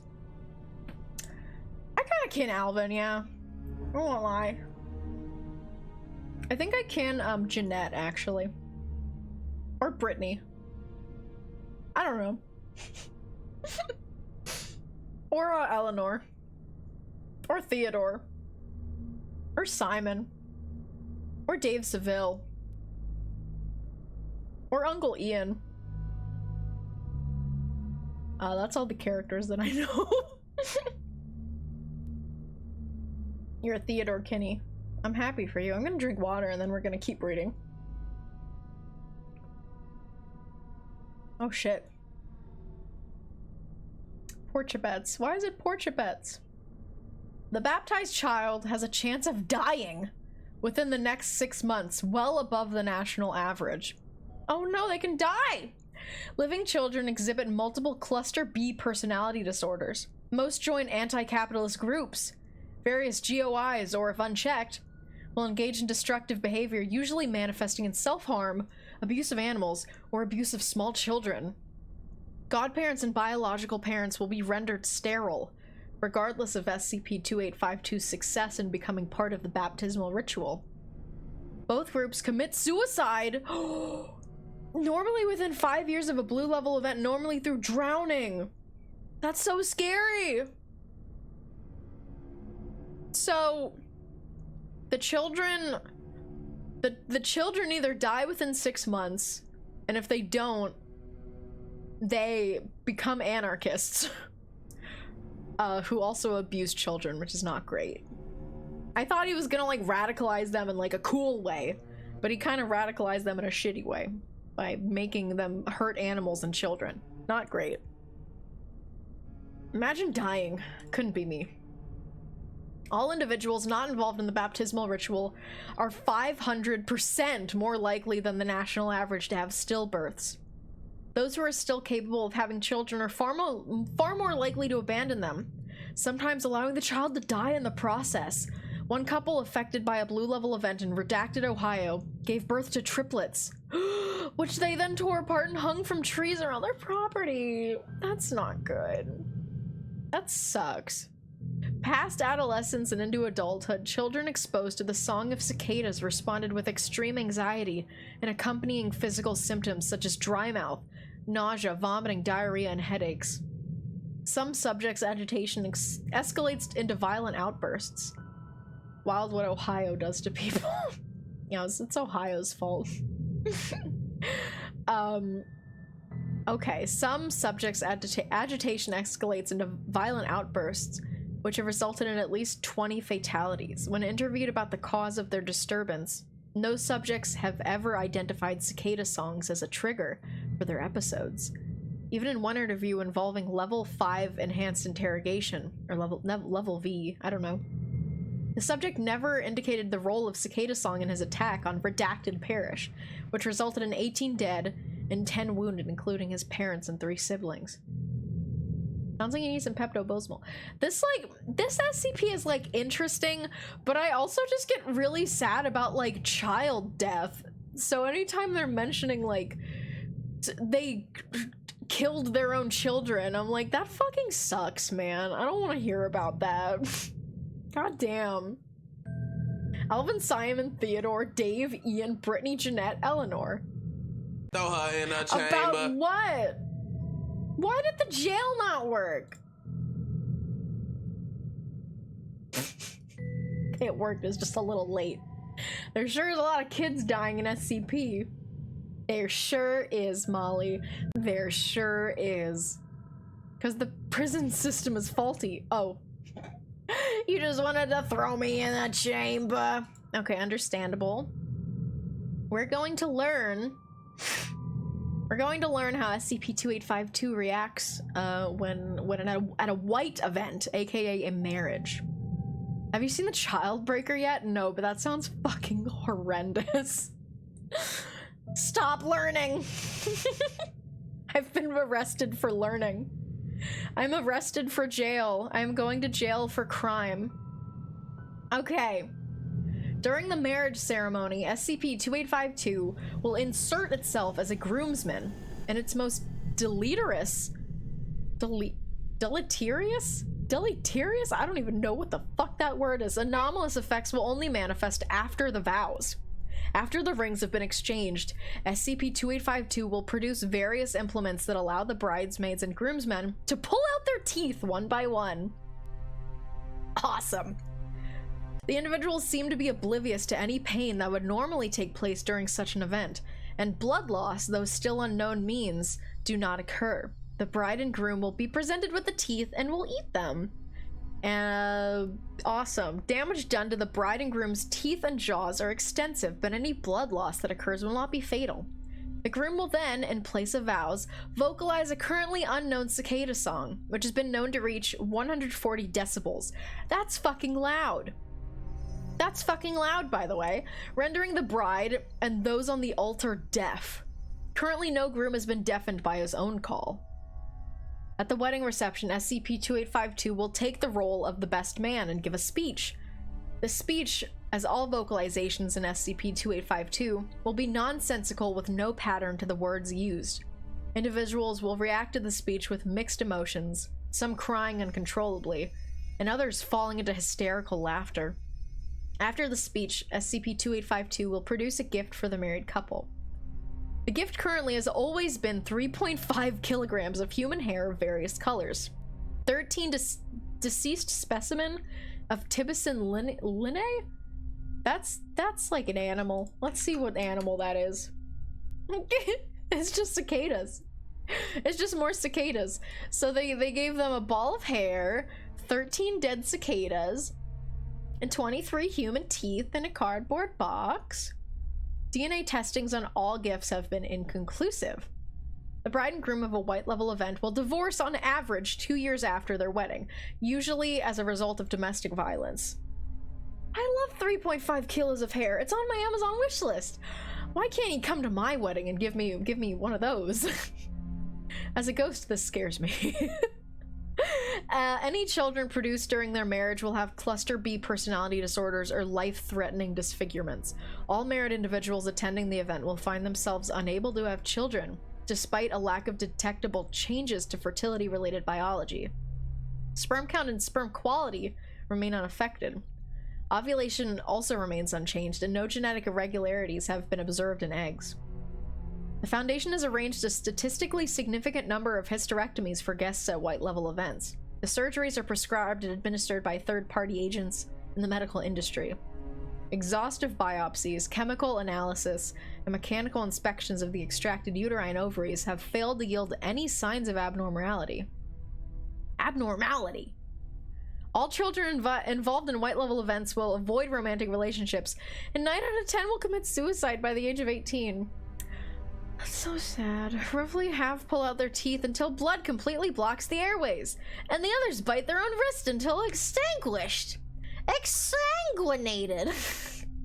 Exsanguinated. I'm not going to Google what that word means because I don't want to know. Nice. It's not nice. Oh, this is why you're in jail. I can leave jail now, by the way. I'm not doing any of this. I'm just reading about it. I don't feel good doing it either. Black level events are notable in that any attempt to disrupt the event through any means results in the actor becoming a participant in the event. Oh yeah, this is a black level event, so this is a funeral. So they're saying any attempts to disrupt it, they become a participant. But only funerals, okay. Containment breach, I'm out, babies. I'm gonna get ya. I'm gonna get ya. I'm out of my cage. I'm coming out of my cage and I've been doing just fine. Here's a funeral. Wait, you know what? No, I'm not gonna keep reading it. I'm out of my cage. I might as well make a little ruckus over here. I'm gonna, pick you up and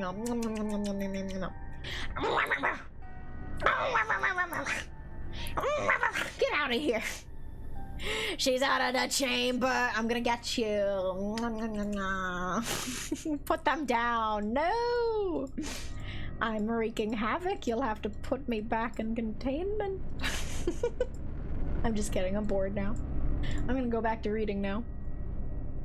Okay, back to funerals. There exists no way to stop or end a black level event. Any attempts at barring SCP-2852 instances from the church or funeral home result in SCP-2852 simply appearing in a pew. That's at a church, by the way. That's like the little chairs at a church. During a black level event, SCP-2852 will take the place of a eulogizer. Okay. Even if one was not scheduled to speak during the mass, the speech, as any vocalization by SCP-2852, will be nonsensical with no patterns being found. However, as the subject speaks, the individual closest to the departed will open the casket and produce a long knife. The knife produced during a black level event are not seen before the event and disappear after the event. The individual will then exsanguinate itself, normally from the risks. Okay, now I'm kind of understanding what that word means with that context. But there have been instances where individuals have slit their throats. In turn, 2 by 2, each attendant will use the knife to pour their blood into the casket. Children too young to exsanguinate themselves are helped by adults? That sucks! This SCP is the Cicada Man. Yes, it is. And it fucking sucks. I don't like it. Teamwork makes the dream work. Despite losing enough blood to result in death, no physical effects are seen in their participants. SCP-2852's speech eventually turns into the song of an adult male, Tibicen Linné. That's a cicada. All participants will respond with the same call, despite the song of the cicada being limited to the male.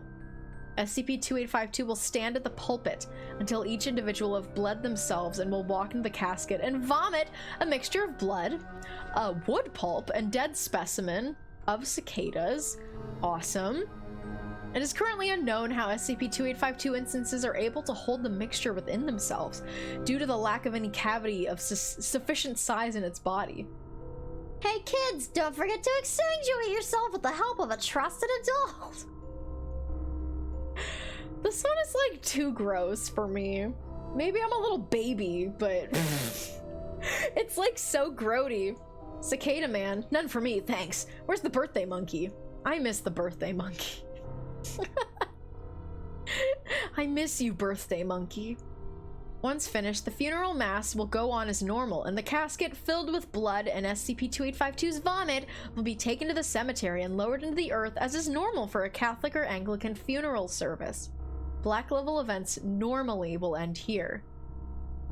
If a family gathering was planned to take place after the funeral, SCP-2852 will attend. They will, once all individuals affected have come to the location, vomit into a bowl, then they eat it. I can't even do it anymore. I'm just...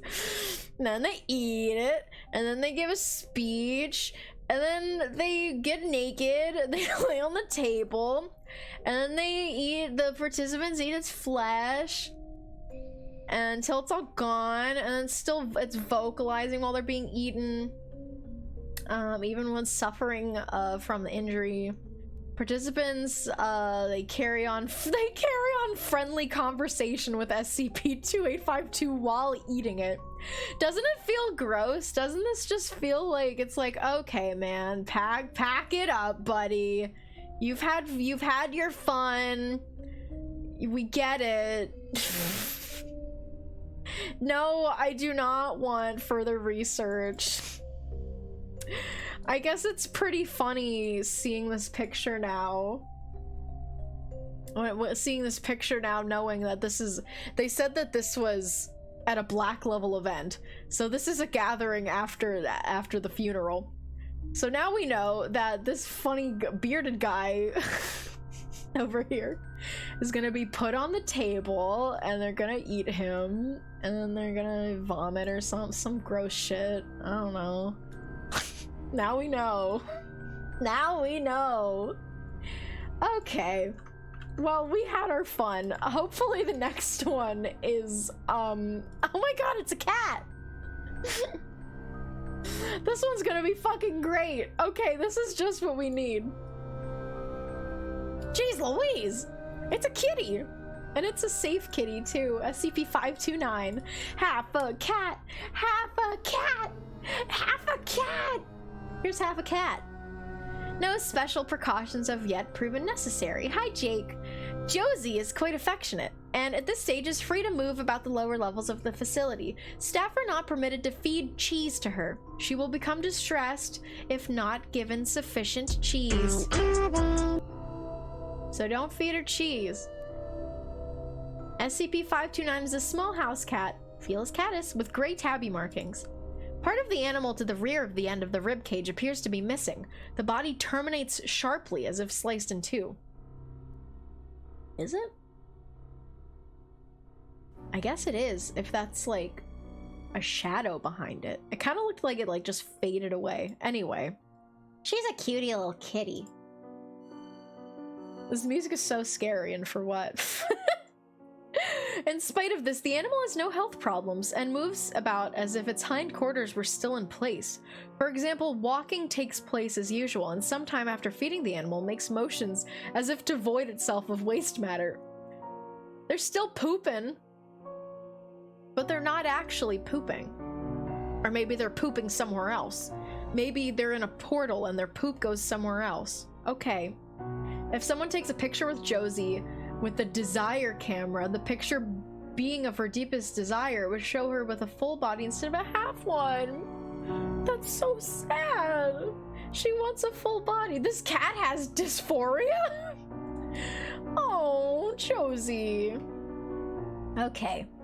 The cross-section does not display the interior of the animal, but appears pure black to the eye, like a void, and absorbs all non-visible wavelengths and light. It is slightly yielding to the touch. Gentle stroking of this area sometimes yields a positive reaction, purring and so on, but more usually leads to the creature turning on the agent, claws at the ready. Those scratched have experienced no abnormalities. Well, that's good. The hindsight regions do not appear to be invisible. A cursory examination will show that there are no hindquarters. DNA testing has shown the animal to be female. There's Josie. She's just a cute, funny little kitty. And she hangs out around the facility. Nice. That was so nice. I want another nice one. I want another nice one. Let's see. Here's what's next. SCP-999. Well, it is safe, so I think it's gonna be funny. I think this one is gonna be funny, guys. SCP-999 is allowed to freely roam the facility. Yay! Should it desire to, but otherwise must stay in its pen either between 8 p.m. to 9 p.m. for sleeping, or during emergency lockdowns for its own safety. Subject is not allowed out of its pen at night, or off facility grounds at any time. Pen is to be kept clean and food replaced twice daily. All personnel are allowed inside SCP-999's holding area, but only if they are not assigned to other tasks at the time. Or if they were on break. It also says every slur, no, they're nice and we love them. I don't know what they are yet, though. Subject is to be played with when bored and spoken to in a calm, non-threatening tone. SCP-999 appears to be a large, amorphous, gelatinous mass of translucent orange slime, weighing about 54 kilograms or 120 pounds, with a consistency similar to that of peanut butter. They're a big gob of peanut butter. Subject size and shape is easily malleable and can change shape at will. Nickelodeon SCP. Though when at rest, SCP-999 becomes a rounded, oblate dome, roughly 2 meters wide and 1 meter in height. 2 meters wide and 1 meter in height. That's funny. That's funny. They're so big, but they're so short. They're very wide. Okay. Okay. I'm imagining them like a Grimer, but orange, but peanut butter. The surface of SCP-999 consists of a thin, transparent membrane similar to that of an animal cell, roughly 0.5 centimeters thick. So very, very thin, and is highly elastic, allowing SCP-999 to flatten portions of its body up to 2 centimeters thin. The surface is also hydrophobic. Although SCP-999 can willfully absorb liquids, the rest of SCP-999's body is filled with a viscous orange substance known as of unknown chemical makeup, though it is capable of digesting organic materials with ease. They love to eat. Goopy goober! You're a goopy goober, yeah. We're all goopy goobers, yeah. Goopy goopy goopy goober, yeah. Oh, it's a doggy. Okay, its temperament is best described as playful and dog-like. It's just a big chunk of flubber that's like a dog. I'm loving it. When approached, SCP-999 will often react with overwhelming elation, slithering over to the nearest human and leaping upon them, hugging them with a pair of pseudopods while nuzzling the person's face with a third pseudopod, all while emitting high-pitched gurgling and cooing noises. They just love to be cuddled. They love it. You want to cuddle? I'm sure they'd let you. They're just a funny doggy. The surface of SCP-999 emits a pleasing odor that differs with whomever it is interacting with. Recorded scents include chocolate, fresh laundry, bacon, roses, and Play-Doh. You think Drawfee actually drew this one for an episode? Oh, I need to start watching Drawfee again. I used to watch them so much, but yeah, that definitely seems like a video they would have that's like drawing SCPs based off of description. This would just be perfect. Simply touching SCP-999's surface causes an immediate mild euphoria, which intensifies the longer one is exposed to SCP-999, and lasts long after separation from the creature. Subject's favorite activity is tickle wrestling. Tickle wrestling, often by completely enveloping a person from the neck down and tickling them until asked to stop. Though it does not always immediately comply with this request, it just likes playing.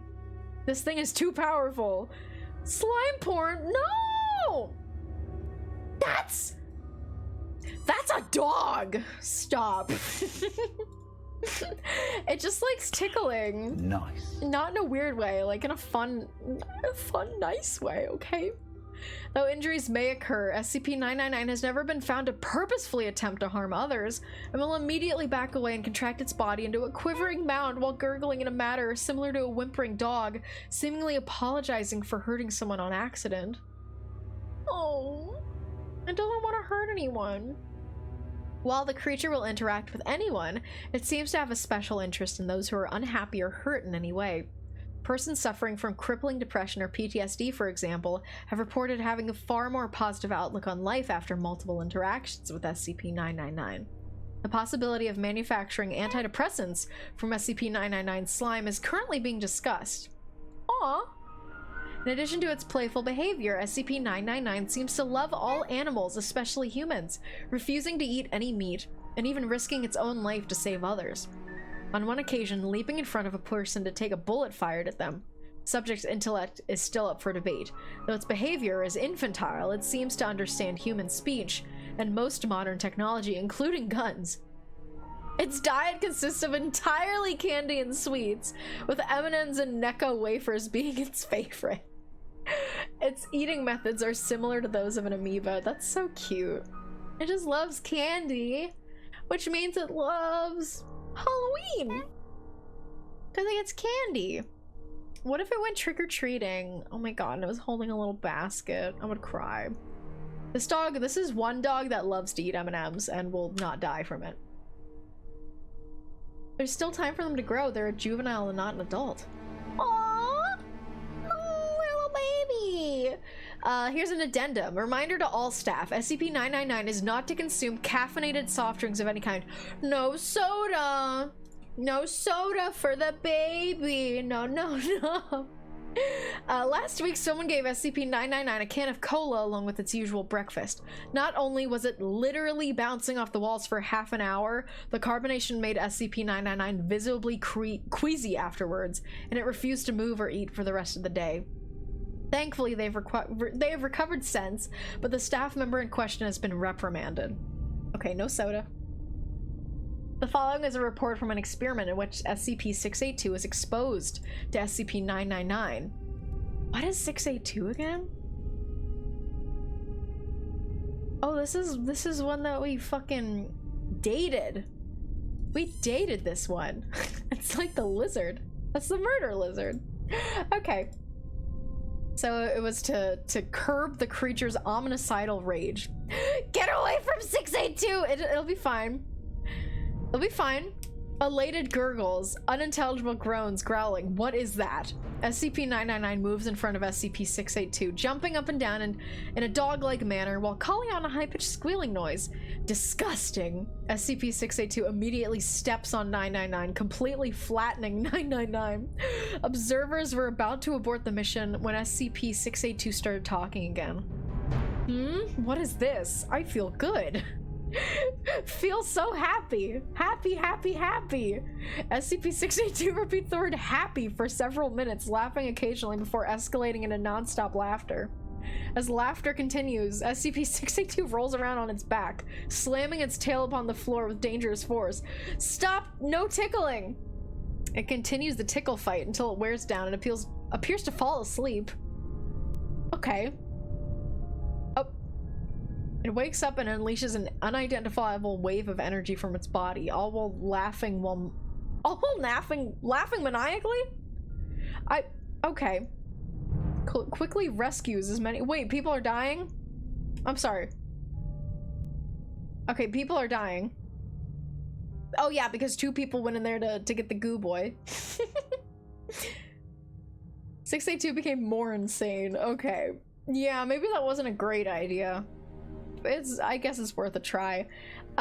Taking them to a safe place to recover from the laughter wave while agents suppress and recontain 682. Despite the tragedy that 682 had brought upon the facility, SCP-999 had not shown any fear towards the creature and in fact made gestures suggesting it wants to play with SCP-682 again. SCP-682, however, has stated that feculent little unintelligible can data expunged and die. I'm gonna say that feculent little shit can, little fuck can eat shit and die.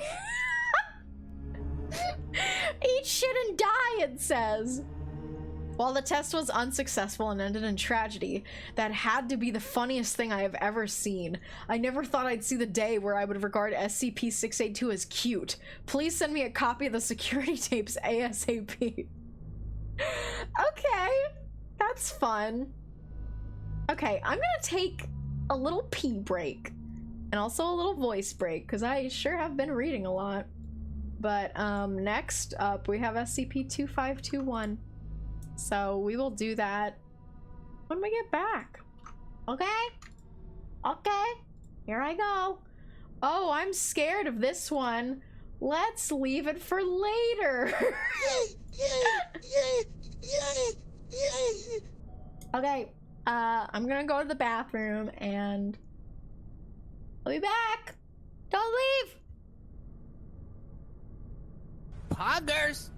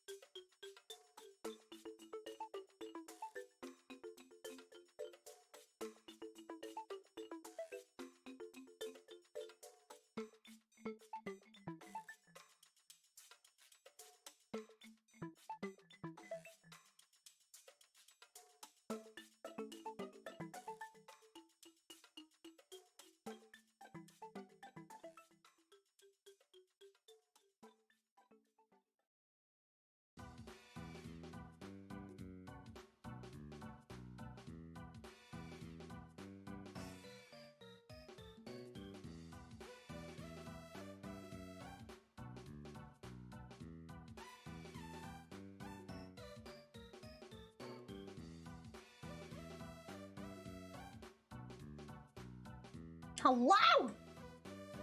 Approximately 4 of you left. I'm gonna kill you all. I'm gonna kill them. I'm gonna find them! I'm just kidding, it's fine. Anyway. We're going back to the blanket fort. Congrats to Robo Hubby for winning the battle royale. You can't kill me, I'm a ghost! I'm still here. Well, I would hope that would be hard to message the chat if you weren't here. Are you killing us for letting them leave? Yeah, you guys were supposed to block the doors! You should know this by now. Anyway, Budo's standing on my head right now. Robo Hubby, did you know you have won the battle royale? You got 500 crumbs. Welcome, welcome, welcome to the big blue house. Hello. Welcome, welcome to the big blue house. Door is open. Come on in. Now you're here. So let's begin. Hey there, Zigzag. Thank you for the raid. Welcome in. You're playing Terraria. I hope your Terraria session went fun. Went fun and well and good. Since they disabled hosting. Were you not actually streaming? Well, thank you for thinking of me, regardless. Welcome to my blanket fort. I like it in here. It's very cozy. That's very cozy. But next we are going to be reading a scary, scary one. I think. I don't really know what it is, but it looks really scary. So let's pause the music, play the ambience, bring back the phone, and turn off the lights. Ooh. This looks pretty frightening, doesn't it? Like, what the fuck even is that? This is just one of those things that's like, my brain cannot really comprehend this. Go the fuck to sleep? Zigzag, you're in the Discord. You can submit the go the fuck to sleep in the Discord. It's in the SCP channel. You like him. This guy's actually a sweetie. The Yeti that went to Mardi Gras. Oh really? Yeah. That's where I'm getting all these from.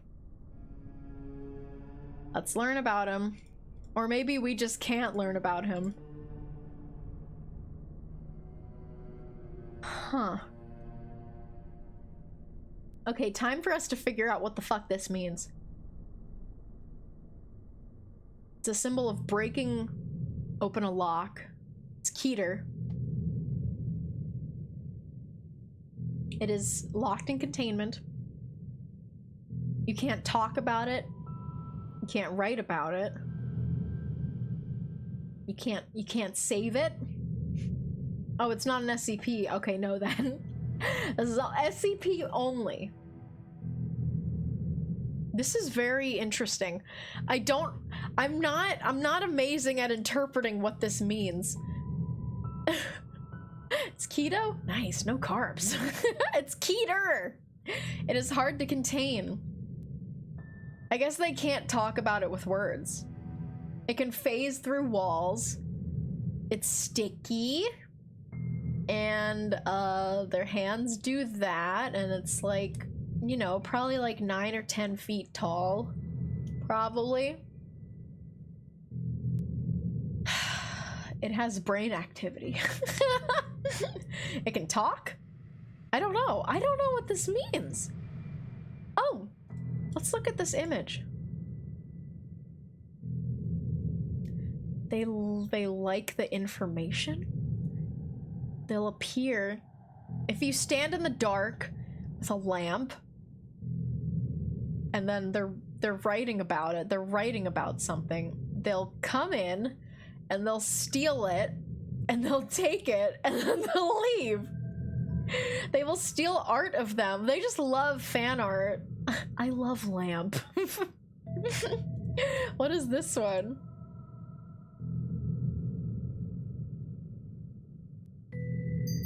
Okay, this is drawings? If they start talking about it, they'll steal them. Is that it? They're starting to say information about it. And if they do, they'll come in, they'll take it, which explains why there's not actually any... They'll steal written information and kill them if they talk. I don't know if they'll kill them if they talk, but they will wrap them up in their little arms and they will take them. So they'll just collect any information about themselves, whether it's drawings or writing or just someone talking about it. Looks like any actual information about it outside of pictures means it comes and takes the information. Oh, okay, so it's... Pictures are fine, which is why this is fine. That is so interesting. Literally just loves itself so much. That's really, really interesting. Maybe it's the DMCA monster. It's got no name, or I guess this is some kind of name. I don't know if there's an actual name for it or if this is just encoded. But this is really cool. It's interesting. It's mostly just interesting because of how it's presented on the actual website. That's fun. We like to have fun here. Okay. Next, we have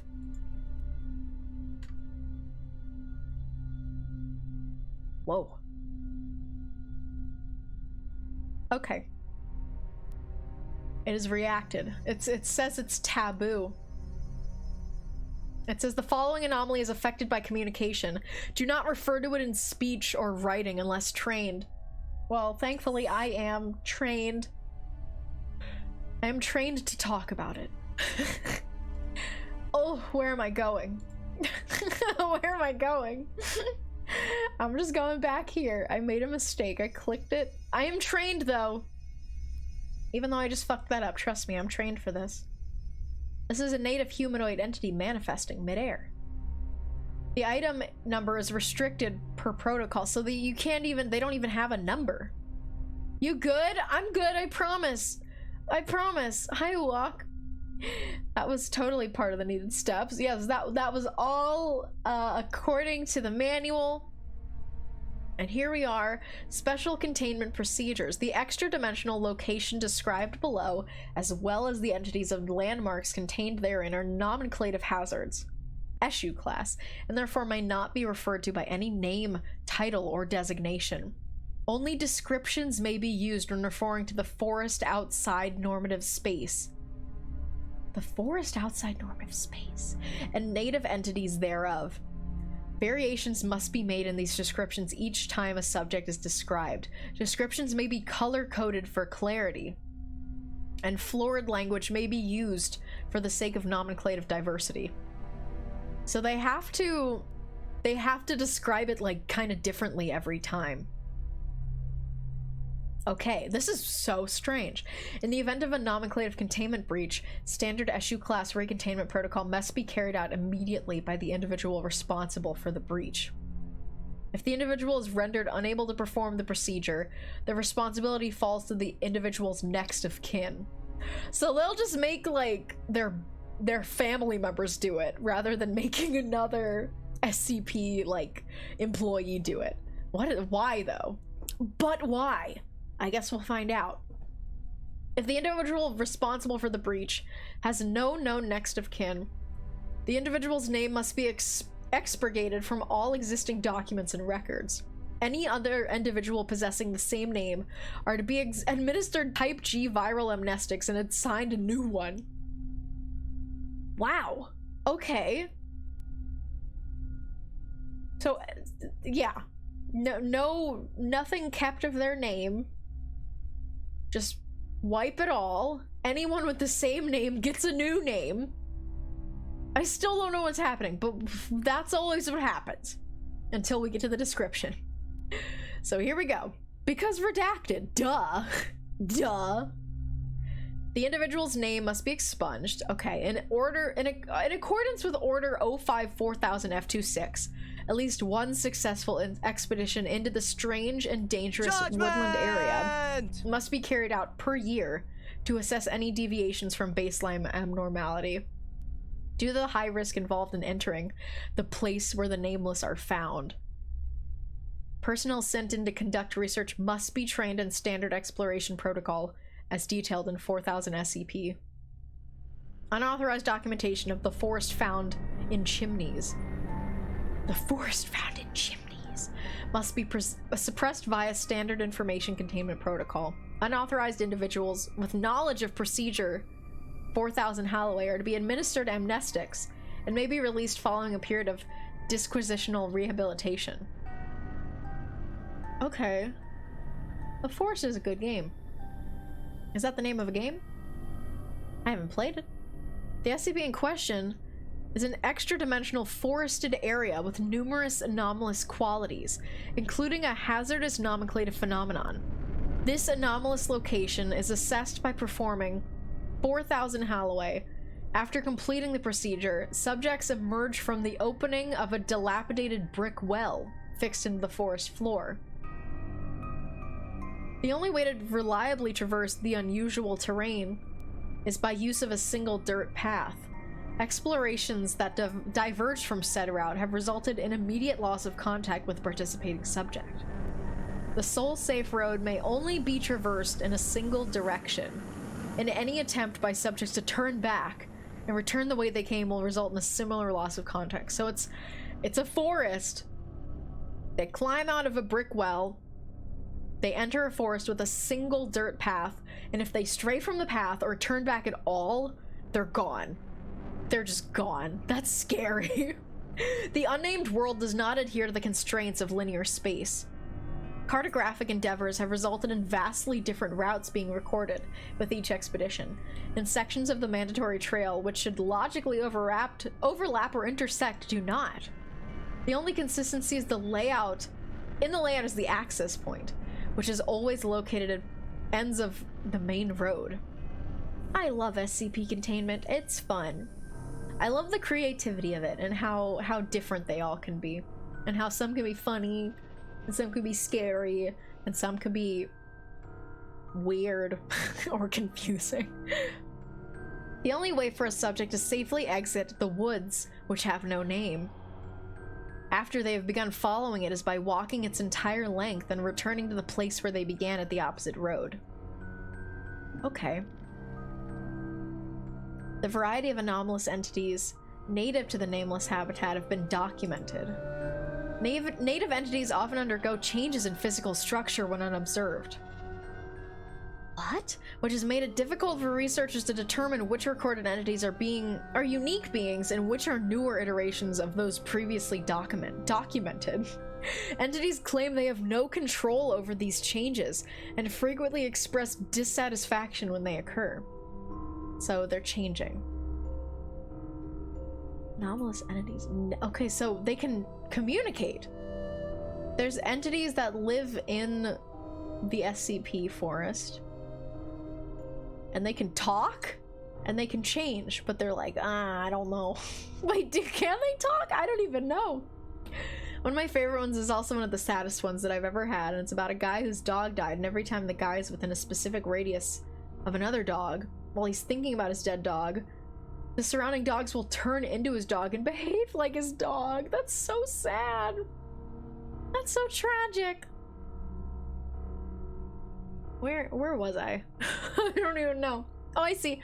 Native entities often obstruct the trail which subjects tread, making it necessary for subjects to interact with them to progress. Native entities are sapient and often highly temperamental, but can be interacted with safely as long as 4,000 SCP precautions are followed. Consequences for disregarding these precautions will vary depending on the personality of the offended entity. Degrees of retribution encountered by research subjects have included verbal rebuke, acts of violence, and anomalous alteration of the subject's physical, conceptual, and nomenclative attributes. What? They just like fuck you up? They just change, or like fuck you, changes the way you look, changes, gives you an extra leg, takes away your legs, I don't know, fucks up your face. Various anomalous phenomena may occur when consistent nomenclature is applied to the realm of the unnameable, its native entities, or its landmarks. These phenomena are still poorly understood, partially due to the prohibition of nomenclative experimentation. Free gender assignment surgery, let's go! Let's fucking go! Well, they're doing it to make you mad. They're doing it because they're mad, so they probably won't do what you want. Only if you're lucky. Yeah, you'd have to get really lucky. This is a cool SCP, but it's written a little triad with the language. Yeah, I gotta say, it doesn't really seem like there's any real reason for it to be this thing where it's like you can't say its name. You have to say it in a different way every single time. Like, that doesn't really seem like it's mandatory. Anyway, various anomalous phenomena may occur when the consistent nomenclature is applied. Documented nomenclature phenomena have occurred. Episodic cluster headaches among subjects exposed to affected nomenclature. Visual and auditory hallucinations among exposed subjects, usually involving environments or entities described by nomenclature. Gustatory hallucinations and phantosmia have been reported. Amnesia, non-human physical characteristics being developed, such as feathers and pollen sacs. Ew. Gross. I don't want a pollen sac. Please don't give me a pollen sac. The development of biological components and non-biological mediums, where nomenclature is written or recorded. Sudden involuntary transport of exposed subjects to the wilderness of the unnamed, without the use of Procedure 4000 Holloway. You can become your fursona. You can become your bird sona if you want some feathers. You can get that, I guess. Yummy scrummy, need me some pollen sacs and I'm good. You know what I've always wanted was a pollen sac. I was always so sad that I wasn't born with one. Thankfully, with the help of this SCP that I can't say the name of. Okay, we got manifestation of various flora within indoor spaces. We got flowers growing inside, grass growing inside. Sudden transport of native entities to areas. Biological fusion of exposed subjects and native entities. Fusion! Biological fusion of native entities in architectural spaces. Extreme iron deficiency in exposed subjects, with an absence of expected negative side effects. Okay. Okay. Do I want to read this?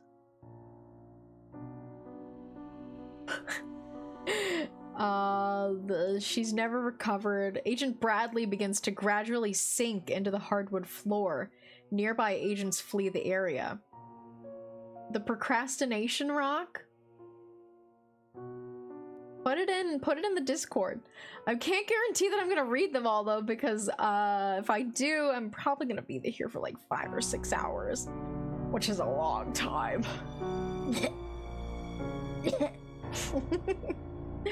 Soon after exiting the house, all agents are suddenly rendered immobile.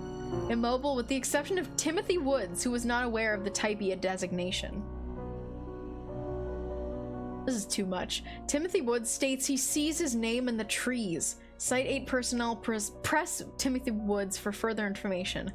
He attempts to orally consume his radio and soon expires from internal injuries. This guy just ate his radio.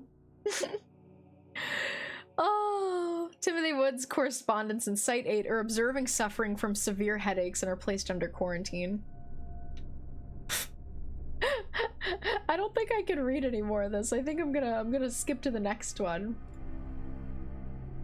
That was fun though.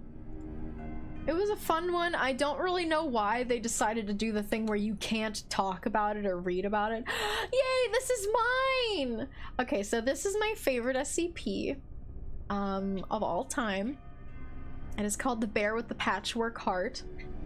And I love it. It's a funny bear. It's SCP-2295.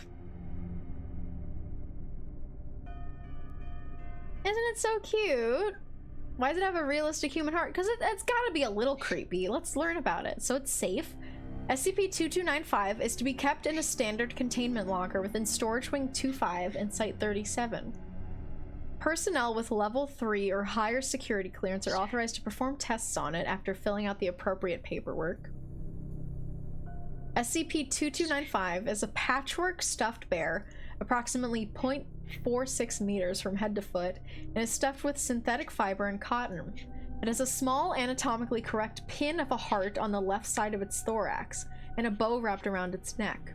The fabric and color of SCP-2295's patches vary. Tests confirm that no components of SCP-2295 contain any anomalous chemical properties. Do you guys hear Budo? He's standing on my arm and he's going wah, wah, wah, wah, wah. You're so silly. Almost scared the piss out of me, to be honest. He's just a little guy. He's just a little guy. Am I being scanned? Oh. Are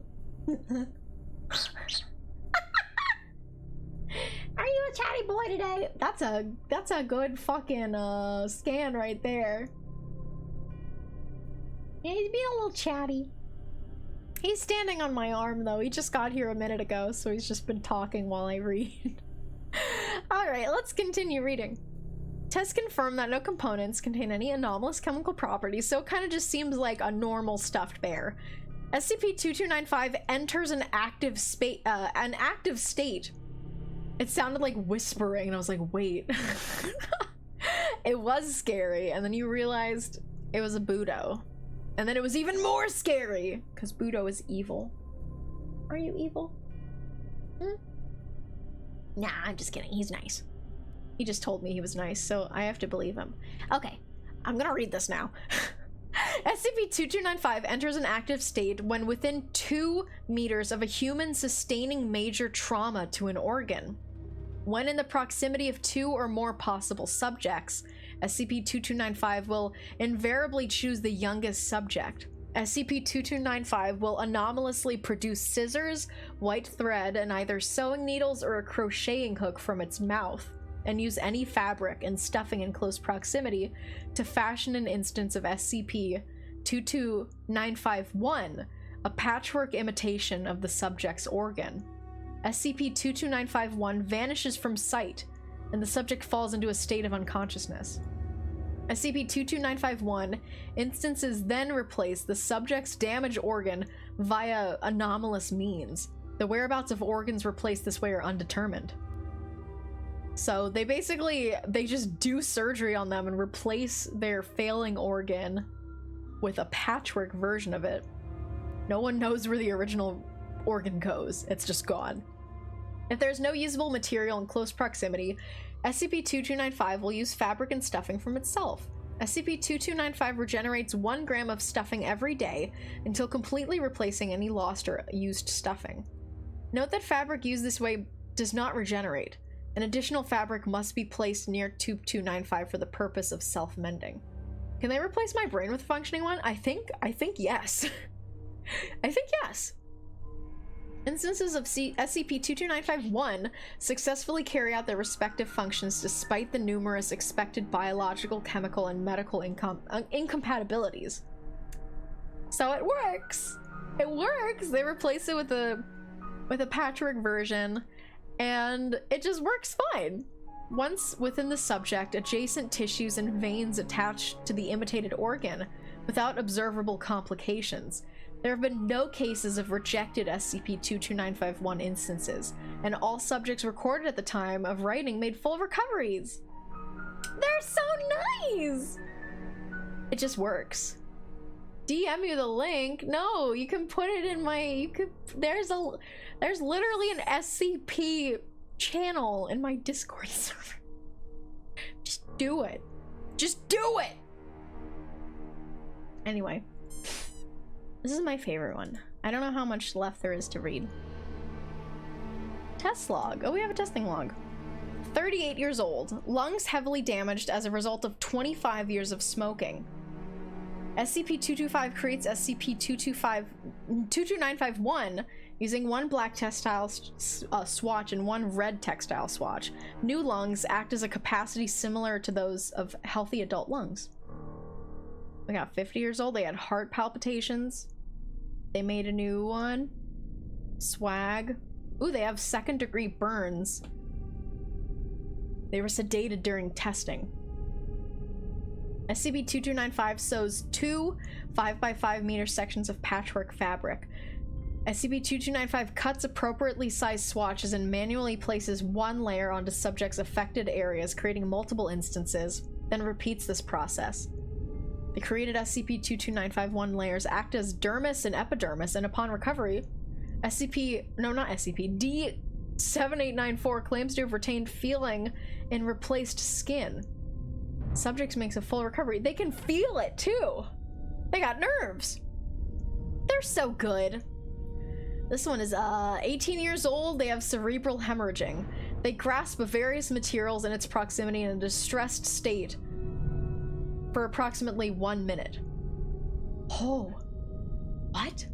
SCP-2295 then anomalously produces a Redacted's Dove Milk Chocolate King-size candy bar and offers it to the subject. SCP-2295 spends rest of testing embracing subject's lower right leg while anomalously producing a saline solution from its eyes. What? What? What do they mean? What? They gave it a chocolate bar and it's crying? Is it okay though? Are they okay? Are they not able to fix it? It's crying. I don't know what's wrong with them though. Or did it even fix the subject or did it not fix the subject? Well, you know how it is with doctors. Can't save everyone. Oh, they can't give them a new brain. Oh, they just gave them chocolate and then cried. Oh my god, it's my favorite. It's my favorite one. Document 2295 was recovered, taped to SCP-2295 inside the site of a crashed mail delivery vehicle. Document 2295 is a red Get Well card with the text, Kairos the Bear, written on the front cover. To Tommy, because only time can mend all wounds. Love, Grammy. Well, there it is. That's my favorite one. They're so sweet and they're so cute and I want a plush of them. I want to look at them again because they're so cute and they just want to help and they're so talented. They're a little doctor. I'm in love with them. Next. Oh, this looks nasty. Oh, I'm not gonna like this one. Meat? Oh, gross! What is it? Oh, that's so nasty. Meat. It is SCP-610. A lot of people seem to know this one. I do not. Okay, here we go. It is a keter. Slap it on the grill. Hey, whoa. Demented meat. Okay. Due to the vast area of infection SCP-610 covers, containment is impossible. Isolation of the area has proved far more effective and permission has been granted by the Russian government to establish a perimeter to keep people out of these areas under the guise of military operations. 610 was my bus number. The bus number that I remember when I was a kid, my bus was 128. It's silly how I still remember that. How both of us still remember that. That's silly. Should any organism displaying traits consistent with SCP-610 be sighted near this perimeter, then the established protocol requires it be engaged at range with small arms until immobile, then dispatched using incendiary weapons and munitions from a great distance as possible. Any living thing coming in physical contact with an organism infected with SCP-610 is considered expendable and will be immediately terminated and incinerated. Any persons coming within 3 meters of SCP-610 infected life are to be immediately withdrawn from the area, be isolated from the rest of their team, and be subject to medical examination using only remote techniques to determine if infection has occurred and appropriate steps taken based on that determination. Ugh. This was the SCP that introduced you to SCP. Wow. How have I never heard of this one? It will immediately be destroyed unless being used to explore. Yeah. That's sad. You get touched by it and they're just like, fucking kill them. But like, I understand that's how serious this is. At present, the known infection vectors for SCP-610 610 spreads seem to be focused on physical contact. Drone movements within heavily infected areas have returned air samples containing minute particulate, which when exposed to organic compounds will result in the spread of SCP-610. The results of these particular tests have revealed that most require several days to manifest, if at all, with the exception of direct contact with exposed lung and liver tissue. These particular tests show a rapid rate of growth, which requires incineration of the testing environment no more than 24 hours after initial exposure, with even a 2-hour mishap risking a compromised facility event. Given that this kind of rapid growth only occurs in organic material existing outside the human body, this form of infection is currently considered a minor concern. Where have I seen this before? I don't know. Where have you seen it before? Where have you seen it before, huh? This SCP really reminds me of the Fruit by the Foot commercial where they were turning everything into fruit by the foot! That is the SCP. What if we found the person who made this one up and they were like, yeah, I was inspired by that Fruit by the Foot commercial where everything turns into fruit by the foot. Initial reports of SCP. Oh wait, did I finish reading this? No. These peculiarities have given rise to a series of questions regarding the possible origin of infection in conjunction with the failed data expunge. Containment protocol remains at a scorched earth policy at this time, and no concern for transmission via water or air, and infection parameters exist barring situational changes in the field. Initial reports of SCP-610 came direct from the Russian government through undisclosable channels. These reports consisted primarily of disappearances of farmers in the region, and were not considered until the local police, followed by the regional police, and finally a government dispatched agent all failed to report within a 72-hour period. Oh no! They sent people out and then they didn't report back. A small military contingent, hi Kiki, was dispatched to the area and quickly withdrew, at which point the Foundation was contacted to investigate. The area SCP-610 affects is close to Lake Baikal in southern Siberia. Area of known infection are marked on a map provided to us here. I want to see. Is it this one? Good old Lake Baikal. I'm trying to figure out, I guess it's the like kind of reddish brownish. Okay. Areas of known infection are marked. Containment perimeters are marked in blue surrounding these infections areas, and have no further locations have been identified. Incursions into the perimeter must be reported prior to conducting, confirmed during exploration, and debriefed on immediately following return. SCP-610 appears to be in a contagious skin disease, at first with symptoms including rash, itching, and increased skin sensitivity. Within 3 hours, the disease will cause blemishes, resembling heavy scar tissue to form in the chest and arm areas, spreading to the legs and back within an additional hour, consuming the victim completely within 5 hours. That's so gross! Exposure to higher temperatures vastly decreases the time for the contagion to spread. Complete infections have been recorded occurring as little as 5 minutes? Ooh! Ooh, it's gross! Welcome back, May. Hi. We're learning about a fucked up one. This one's fucked. It's like advanced skin tags. Ugh, it's gross. After the completion of the infection occurs, the victim's life functions will cease for approximately 3 minutes, after which time they will restart at 2 to 3 times the activity rate of a normal human. What? Following this, the scar tissue on the victim will start to move of its own accord and grow at a rapid rate. Normal human features start to disappear at this point under the infection, and the path of mutation appears to be largely random. Subjects observed in this stage of infection have been recorded as growing 3 or more limbs of a type, such as arms or legs. The head may become misshapen and elongate or widen out. That's so gross!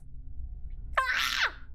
And parts of the subject might split open, from which additional branches of flesh will grow. The duration of this stage of infection is unknown, and not all subjects appear to progress to the later stages. Under unknown conditions, an affected individual will cease moving and place itself in a location it deems suitable for where it roots itself. Ugh. The fleshy growth on the victim will then begin to spread itself across all surrounding objects and consume them. I wish it got silly like that without all the meat. What are you talking about? I'm gonna grab you and I'm gonna shake you. Okay. Such objects do not spread the infection as living creatures do, however, and the effect of prolonged contact with these objects is recorded later in the document. It is assumed that this behavior is to create an area hospitable to continued growth of the other infected. Observation of life infected by SCP-610 by staff is impossible. Those infected with the disease immediately seek out aid as natural human impulse, resulting in unintended infections. Oh my god. Those infected past the scar tissue phase actively and aggressively attempt to infect anyone approaching them within an undefined area. It has been established that should An infected be capable of sight and observe an uninfected, it will proceed towards them. If the infected has lost the ability of sight, a range of approximately 30 meters is considered safe. Oh my god. Crossed with the real-life cordyceps disease they use for inspiration for The Last of Us. Oh yeah. It's like The Thing. I like The Thing. That's a good movie. The Thing is... Are you talking about The Thing though? Yes, you're talking about The Thing. You didn't capitalize it like a proper noun, so I thought you were just saying it's like The Thing. You know The Thing.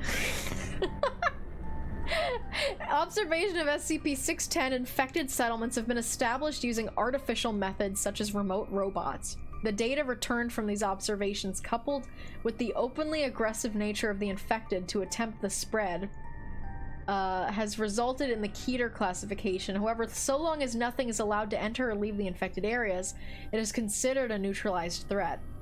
Of concern are the cavernous areas beneath the infected settlements that were discovered during the exploration, and attempts to get research personnel into these areas are underway.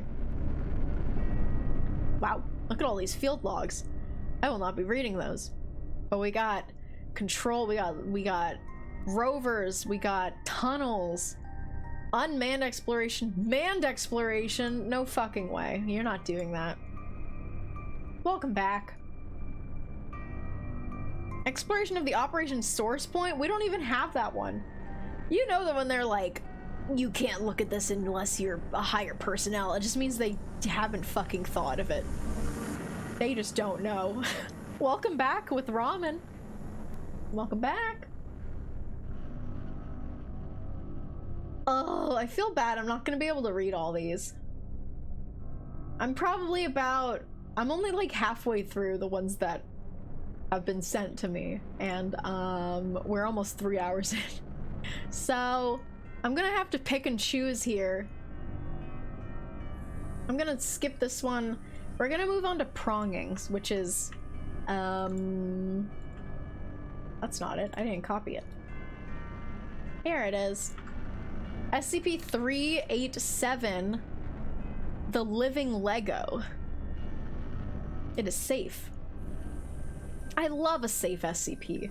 I love to learn about a funny, silly, safe SCP. Due to the nature of this object and the almost non-existent harm it poses, it is stationed in a storage container in Site-19 with a standard lock.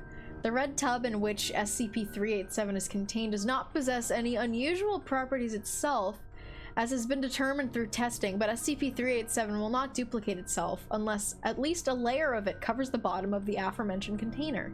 A sheet is available for those wishing to utilize SCP-387, and access will be revoked if it is not properly restored. What? What is it? It's a tub of commercially available Lego, normal in design, irregular shapes not featured in normal sets, such as circular wheels and prisms are also available. It has no brand name, and every company interviewed by undercover agents thus far has denied ever making a regular Lego. When the tub is not full, i.e. when it is partially or almost fully emptied, the Lego will slowly duplicate themselves, stopping when the container is full.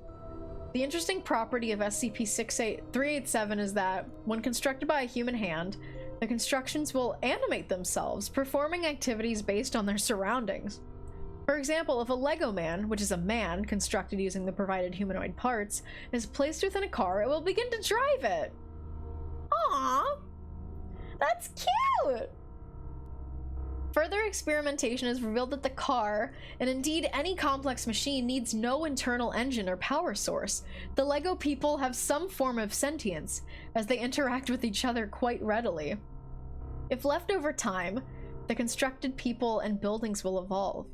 They will take on occupations based on the buildings around them. Example, some people will become firemen and use fire trucks if the corresponding objects are there. They will also use SCP-387 to construct more things to expand their society. Humans can interact with them quite peacefully. But if a human becomes hostile to them, they will immediately cease all activity and become inanimate.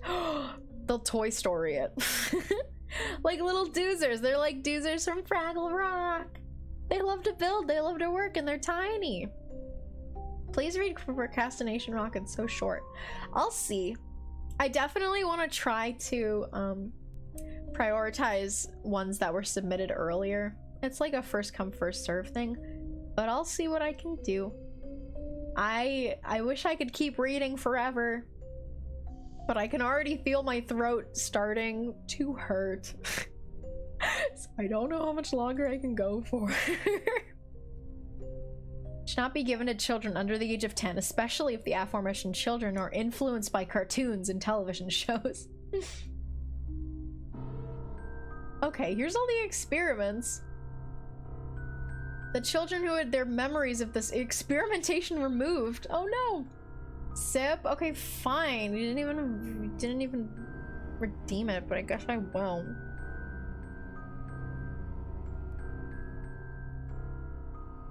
Okay. What is this? Oh, I want to read this. I did, but he missed it earlier. Okay, I'll believe you. Thank you. Several young children were given SCP-387 and were given instructions to use their imagination.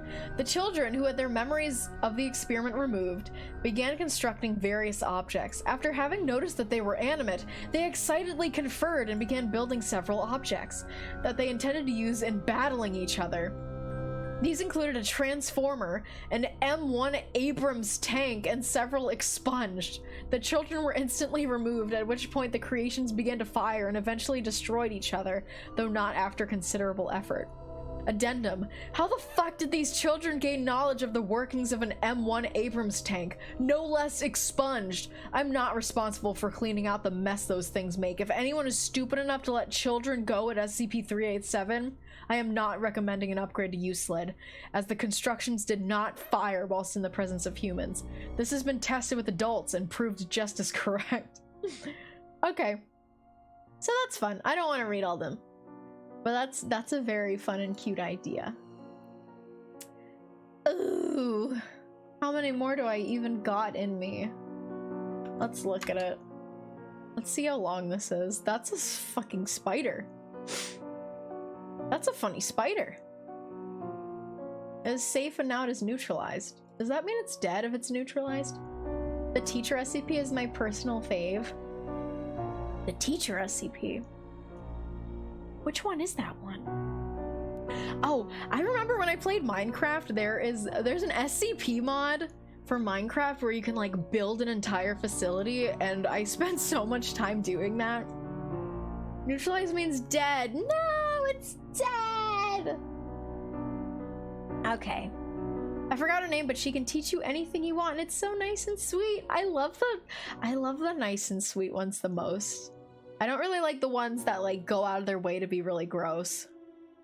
Like the cousin Johnny one or whatever. That one was a little much. Anyway, so this is SCP-1470. The remains have been laid to rest in a small plastic case within the podium section of its terrarium. Aww. See below. The terrarium has remained stocked with salticids? I don't know what that is. And the offspring. They had babies? Oh, okay. Pending the end of quarantine period, these offspring may be introduced in the wild if no anomalous behavior is detected. How many SCPs did you get? How many were like put in there? Probably like 16. I don't know.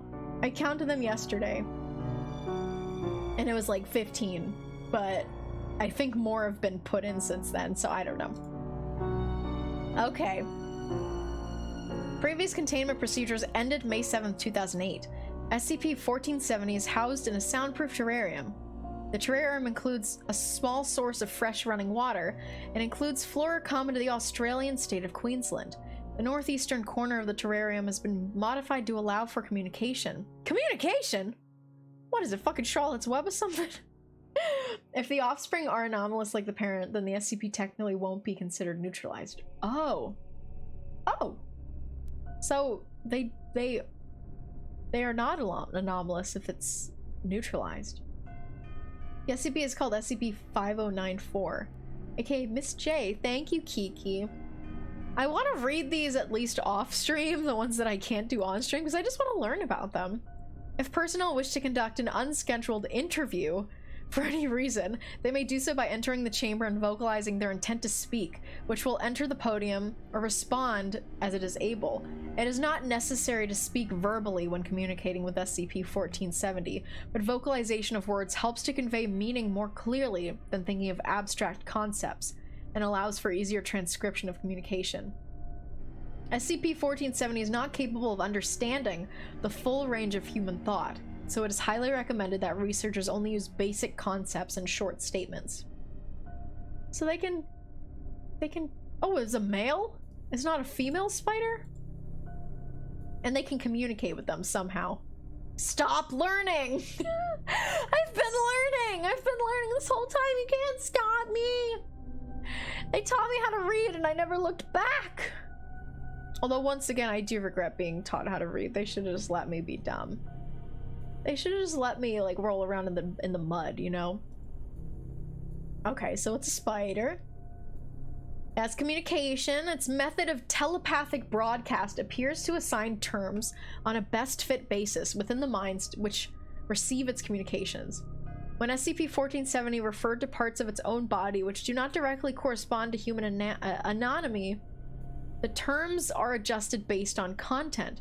For example, while leg is a straightforward translation, references to SCP's palp were typically reserved as arms by researchers. What is this? Refer to the following statement received after an unsuccessful attempt to introduce SCP-1470 to a mate? Okay, this is what the spider says when he wants to fuck a lady and she something it didn't work out. I went at the bloody harlot waving me arms around to let her know what's what, but she wasn't having none of it.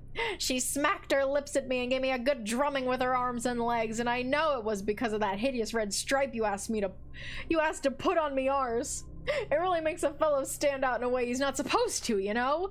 Those savages might not notice it, but you can't fool a proper lady. So anyway, I had to tie a bungie and make a jump for it before sailing back to me tent to nurse me pride. Is he Australian or is he a pirate? Is it? This is fucking silly. Harlot. Oh my god. Crikey. Yeah, he's Australian. I ain't all so loud, mate. You'll wake the little Sheila. So funny. Your interaction with her seemed to go better. How's she doing? She was pretty scared when she tossed out here by those big predators. I at least think she was. She can't talk to me like we can talk. None of them ever can. But she showed me she cares in her own way. She asked me to back her place, and we're gonna stay there until she's ready. Ready for what? You know, can't be a gentleman if we talk about it so plainly, you know? Not the way you guys do. Anyway, I guess I should say thank you. It's not what I wanted, but it'll do. You told me you wanted a mate. I told you I wanted a wife. A mate is a friend. We're mates, right? You're fun to talk to, but I wanted someone I could look in the eyes when I talk to them. We never found anyone else that can talk like you do. Well, it's what separates us from the savages, right? You mean your prey species? Right, you're different from them because you can't talk like I do. I would never eat something that could talk. She can't talk, but I can tell she's like me. She just needs to grow up some. That will be very soon. She'll probably catch more savages than me too. We'll have good children if that big old harlot keeps her distance. We removed her from the area. I hope you didn't hurt her. What is happening? Okay. They had sex. Okay. Cohabitations. This fucking accent I'm doing is making me giggle. The female's maturity was reached within the next 2 weeks, and SCP-1470 left the web after copulating. As is normal for the species, the female did not devour or kill SCP-1470. They didn't kill them. Oh, I guess that's okay. In that specific species, they don't kill them. He got bitches. He had babies. But then he died to natural causes. SCP-1470 lived for a total of 3 months in the Foundation before perishing of natural causes. He was not fully mature at the time of containment, so his total lifespan was estimated to be approximately 4 months. Okay, no, it's fine. He died of natural causes. Though I honestly think it would be funnier if, you know, it would be funnier if the female spider killed him. But that didn't happen. What is this?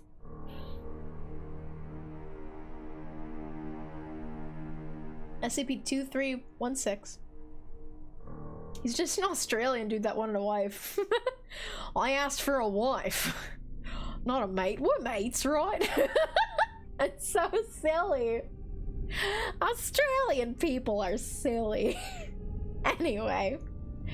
The following file contains images and text that are carriers for anomalous cognitohazardous influences. You do not recognize the bodies in the water. Due to this, it is imperative that all personnel accessing this file be certified as having a cognitive resistance value of no less than 14.5. Should you fail an automated CRV verification, please remain calm and do not move. A member of your site's medical staff will be with you shortly. Please repeat the following phrase slowly and clearly into your terminal microphone. I do not recognize the bodies in the water. Nice. You do not recognize the soft jewels in the water. Under no circumstances are Foundation personnel to approach SCP-2316. Observations of SCP-2316 must only be carried out by a remote dummy probe utilizing video and audio recording equipment. Only those personnel adequately rated for exposure to cognitohazardous anomalies may review footage and audio of SCP-2316. Water? What the fuck? Never heard of that. I think water is kind of gross. I won't lie. I've heard of it, but I'm not a fan. The lake in which SCP-2316 is located has been quarantined and fenced off, and is to be routinely patrolled by individuals who have not been exposed to SCP-2316 and have no prior knowledge of its characteristics. You do not recognize the bodies in the water. Individuals who attempt to bypass the enforced quarantine must be apprehended and moved to Site 33 for a full cognitive influence screening. Individuals who come of 50 meters of the lake containing SCP-2316 are considered to be lost. I do not recognize the bodies in the water.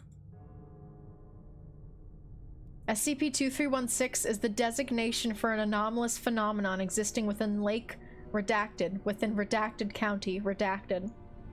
SCP-2316 manifests as a group of human corpses floating in a small group at the surface of the water. The identity of those corpses are cognitohazard removed, automated change unknown, through DNA testing has been inconclusive. SCP-2316 appears to be individual instances.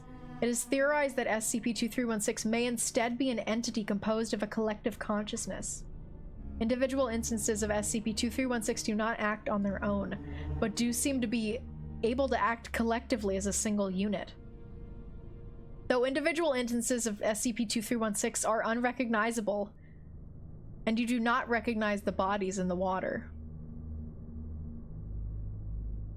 SCP-2316 hosts a powerful cognitohazardous effect, causing those who have viewed SCP-2316 are aware of certain parts of its nature, who have enrolled in cognitohazard removed, invalid, to believe that the individual instances of SCP-2316 are human beings they recognize, typically from their childhood. Attempting to come into contact with SCP-2316 by way of entering Lake Redacted or touching an instance of SCP-2316 will cause other instances of 2316 to appear. You do not recognize the bodies in the water. The additional instances only serve to reinforce and add to the strength of the cognitohazard. Wow. I'm scared. This shit fucking rules. It started raining really hard outside. It's like literally storming outside. Ah! Oh. Okay. You do not recognize the bodies in the water. The additional instances only serve to reinforce and add to the strength of the cognitohazard, compelling affected individuals into the lake. Individuals who enter the lake in this way are lost, and to date none have been recovered. We have an interview. The interview has been expunged. I do not recognize the bodies in the water.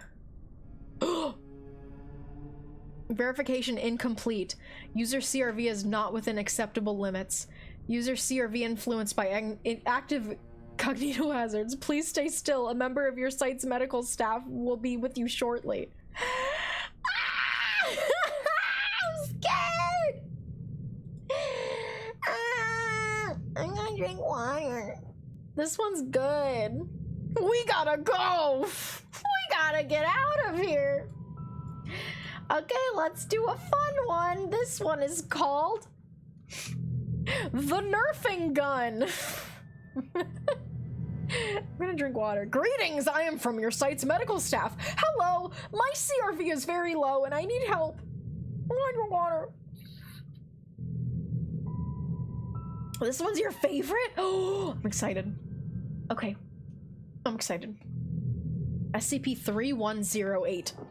It's to be contained in a standard anomalous object containment vault in Site 64 and is not to be removed except for testing purposes. Proposed tests must be approved in advance by both Dr. Johnson and Dr. Dietz. SCP-31081 is not to be loaded into SCP-3108 except during testing and is to be stored in a separate containment unit. While conducting tests, SCP-3108 is to be handled by Site-64 security staff only. One officer is to hold and fire the object, while a second is to observe the proceedings to minimize risk of accident or foul play. Researchers in Class D are forbidden from firing the object due to safety and security concerns, respectively. Due to accuracy of SCP-3108 being in line with similar products, a maximum of 1 meter distance is to be maintained from the intended target to prevent accidents.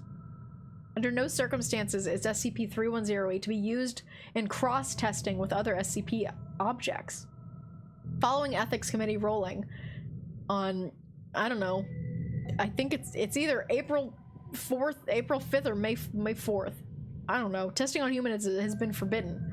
You say that it makes 682 more powerful, but it also says it cannot be cross-tested with other SCP or humanoids. I mean, if it's an object. Anyway, let's figure out what it does. It is a heavily modified Nerf brand dart gun, which demonstrates anomalous transformative properties when paired with a foam dart discovery loaded with an SCP-3108 at the time of recovery. Got a little foam dart bullet.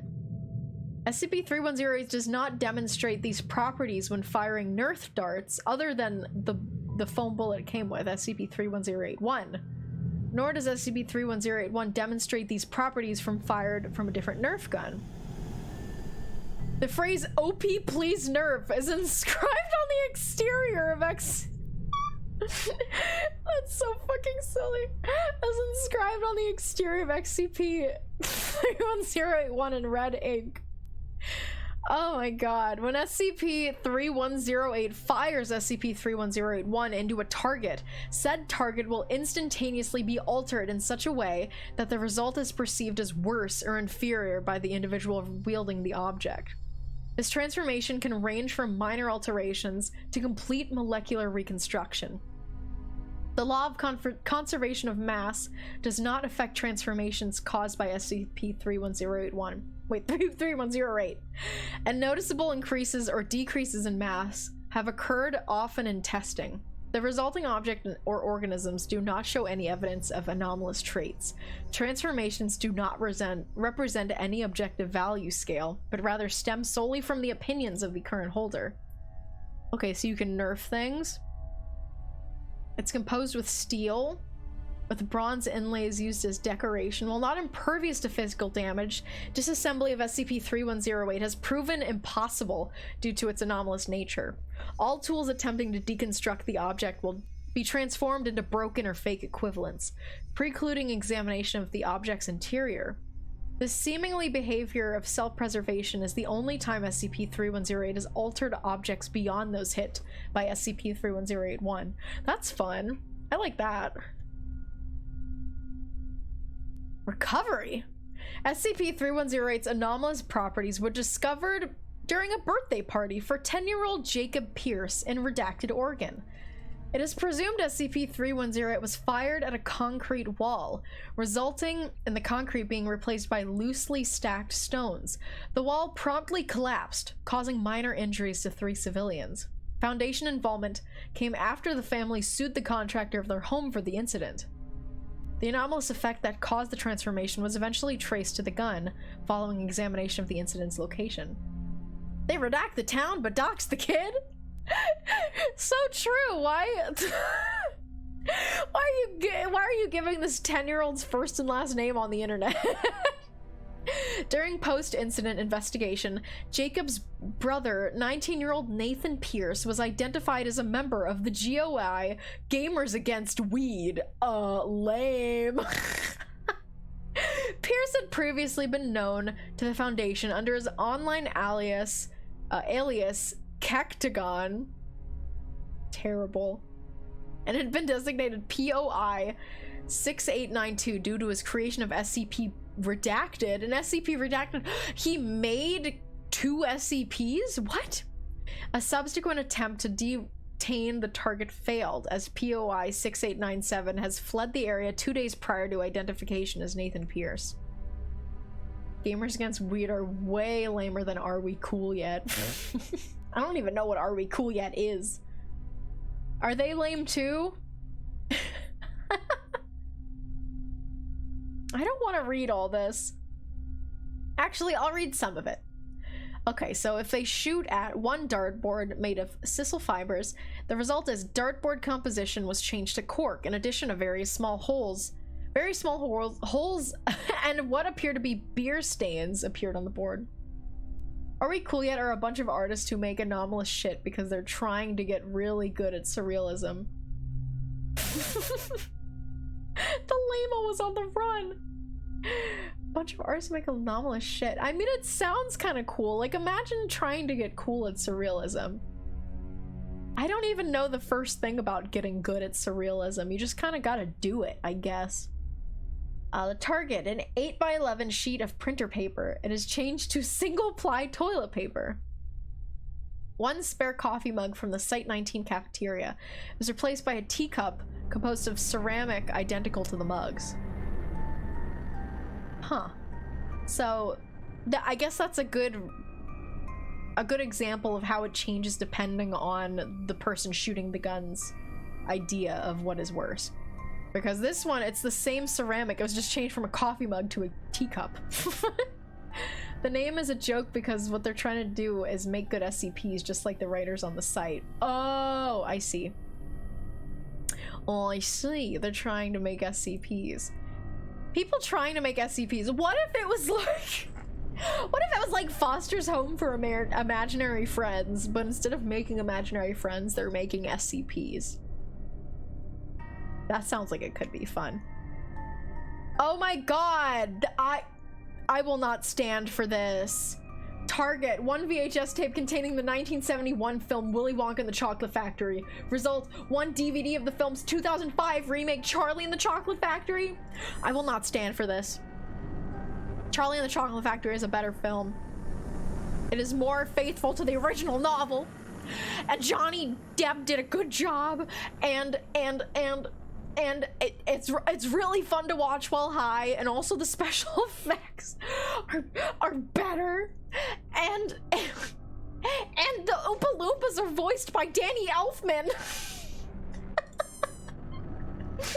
Change it back to 1975. Yeah, give me the gun and I'll shoot it and turn it back into the 1971. Okay, well, we got the idea. We got the idea. No, they're both good. I don't dislike either of the movies. Okay. Okay. Oh, 2 people linked you do not recognize the bodies in the water. Well, we already read that one, so I can just skip over that. I'm gonna skip over the other one that Pronging linked, because I read 2 of his, and apparently the 3rd one's longer. We got iPods. Sorry, I was scratching my eye. Sorry if my tracking messed up. This one is from Spoopy. We're reading about iPods. They look so silly. What the fuck? You don't know this one? This is one that was in the Minecraft mod. They are safe. They're funny, guys. You're gonna like them. No special safety procedures are taken with SCP-131-A and B. They are free to travel about Site-19 so long as they do not attempt to enter any restricted areas or attempt to leave the facility.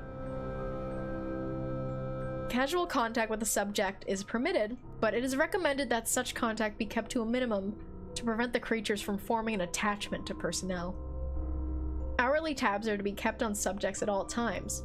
Failure to account for their presence at these times constitutes a Level 1 lockdown situation. Any report of abuse or mistreatment of the subjects will result in harsh reprimand. Do not be mean to these little dudes! Do not be mean to them, they are friendly. SCP-131-A and B, affectionately nicknamed the iPods by personnel, are a pair of teardrop-shaped creatures, roughly 1 foot in height, with a single blue eye in the middle of their bodies. SCP-131-A is a burnt orange color, while SCP-131-B is mustard yellow. Be mean to these little dudes. No! Do not! Do not! At the base of each creature is a wheel-like protrusion which allows for locomotion, suggesting that the creatures may be biomechanical in origin. The subject can move surprisingly fast, covering over 60 meters in a matter of seconds. The subjects, however, lack a braking stem, which has led to some rather spectacular, if not overly amusing, mishaps involving the creatures. The subjects have also shown the ability to climb sheer surfaces and have gotten lost in air vents, on more than one occasion. Underwater. I actually don't know how many I can read. This might be one of the last ones. Cause God, my throat hurts. It's getting to the point where it hurts a little too much. Especially since I have to do 3 other streams this week. Anyway. The subjects seem to have the intelligence of common house cats and are insatiably curious.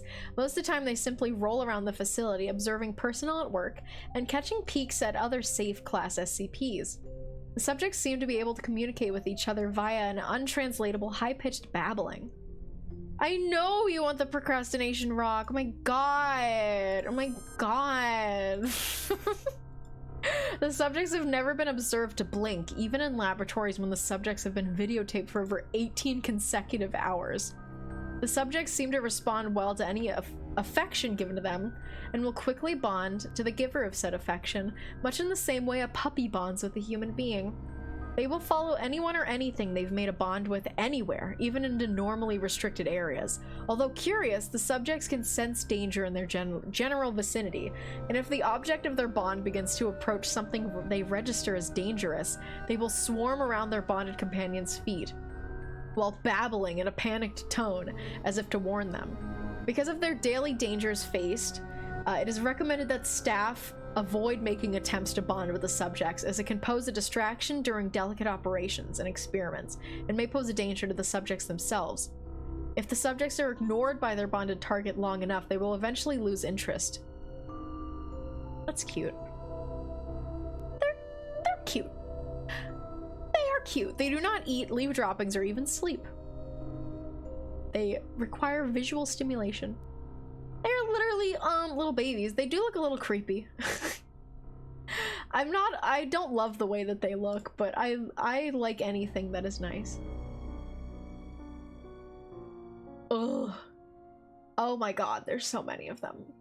There's so many of them. There's 1, 2, 3, 4, 5, 6, 7. There's been 7 that were posted since the stream started. I can't read them all. I just can't.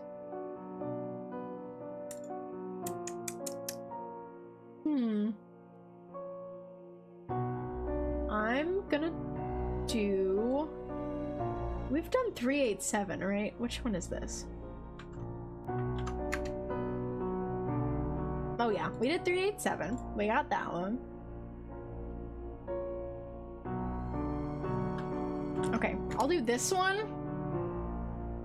and then I think I'll do a walks, and maybe that'll be it. I don't know. What is this? This one looks so different. What is this? It's Keter. It's a cave? Manifest Destiny. Okay. Did you read SCP-5602? The intelligent chat that won't let its streamer stop reading SCPs. You got me with that one.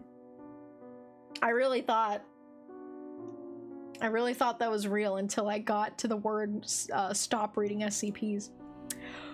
Okay, I can't tell how long this is. Okay, it's not that long. Okay. We're doing 2 more. This one and walks. I'm sorry to anyone else who submitted any, but I can't. You bought the intelligent chat part? Uh-huh. I thought you were bringing it up because it was like, you thought I would like it because it's a chat. It's like an intelligent chat room. I thought that you were telling me because it was relevant. Anyway, the entrance of SCP-2935 has been sealed with concrete, and access to SCP-2935 is forbidden. It's a space-time anomaly existing within a limestone cave beneath a cemetery near Joppa, Indiana. The cemetery, whose last interred individual died in 1908, was discovered by Foundation personnel after radio signals were discovered emanating from SCP-2935. The SCP-2935 anomaly is a near-exact replicate reality of modern Earth. In the year 2016? What? With the primary exception being that all life, including both biological and non-biological, as well as any sentient entities, machines, computers, and other lifelike phenomena, ended on April 20th, 2016. 420! Information gathered by the Mobile Task Force, oh that's what MTF stands for, Mobile Task Force, who initially entered SCP-2935 for reconnaissance purposes, points to the conclusion that all life forms within SCP-2935 suddenly, without warning, expired sometime between the hours of 0300 and 0400 EST. The reason for this is currently uncertain. Oh, they have a discovery. On April 28th, 2016, at roughly 0500 EST, a radio signal was detected by communications personnel at Site 81 near Bloomington, Indiana. The signal, though distorted and unintelligible, Harambe? Was that the day that Harambe died? If this whole fucking thing is leading up to it's a Harambe joke, I will die. I will die right here. In this blanket fort. I'm unsure? Okay, well, let's keep reading.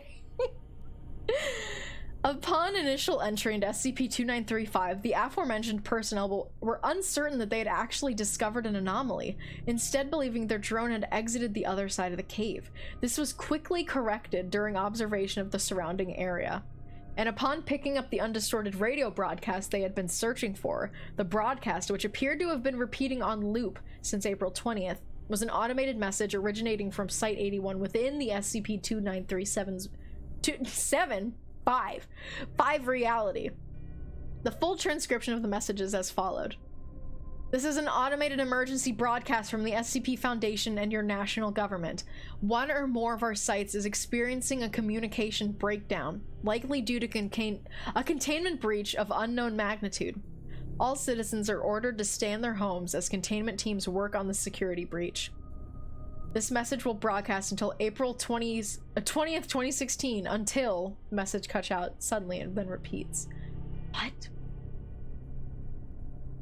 Okay, so...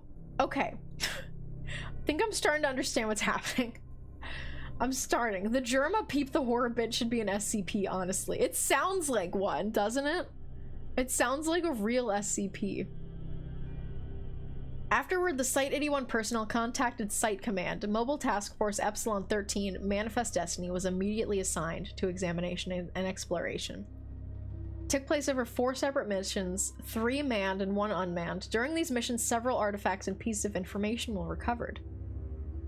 Oh my god, this is so much longer than I thought it was gonna be. Holy fuck, and that's just one of them. Oh no, this is one that like needs like an hour-long video. May 18th, 2016, the day Harambe died. It's 1 month off. Summer in the Midwest. No birds, no insects, no car noise, nothing, just the wind. It's so goddamn quiet. Yeah, I can't read all this, unfortunately, or I will literally, my voice will just give out. You can read it on your own time if you want. I want to.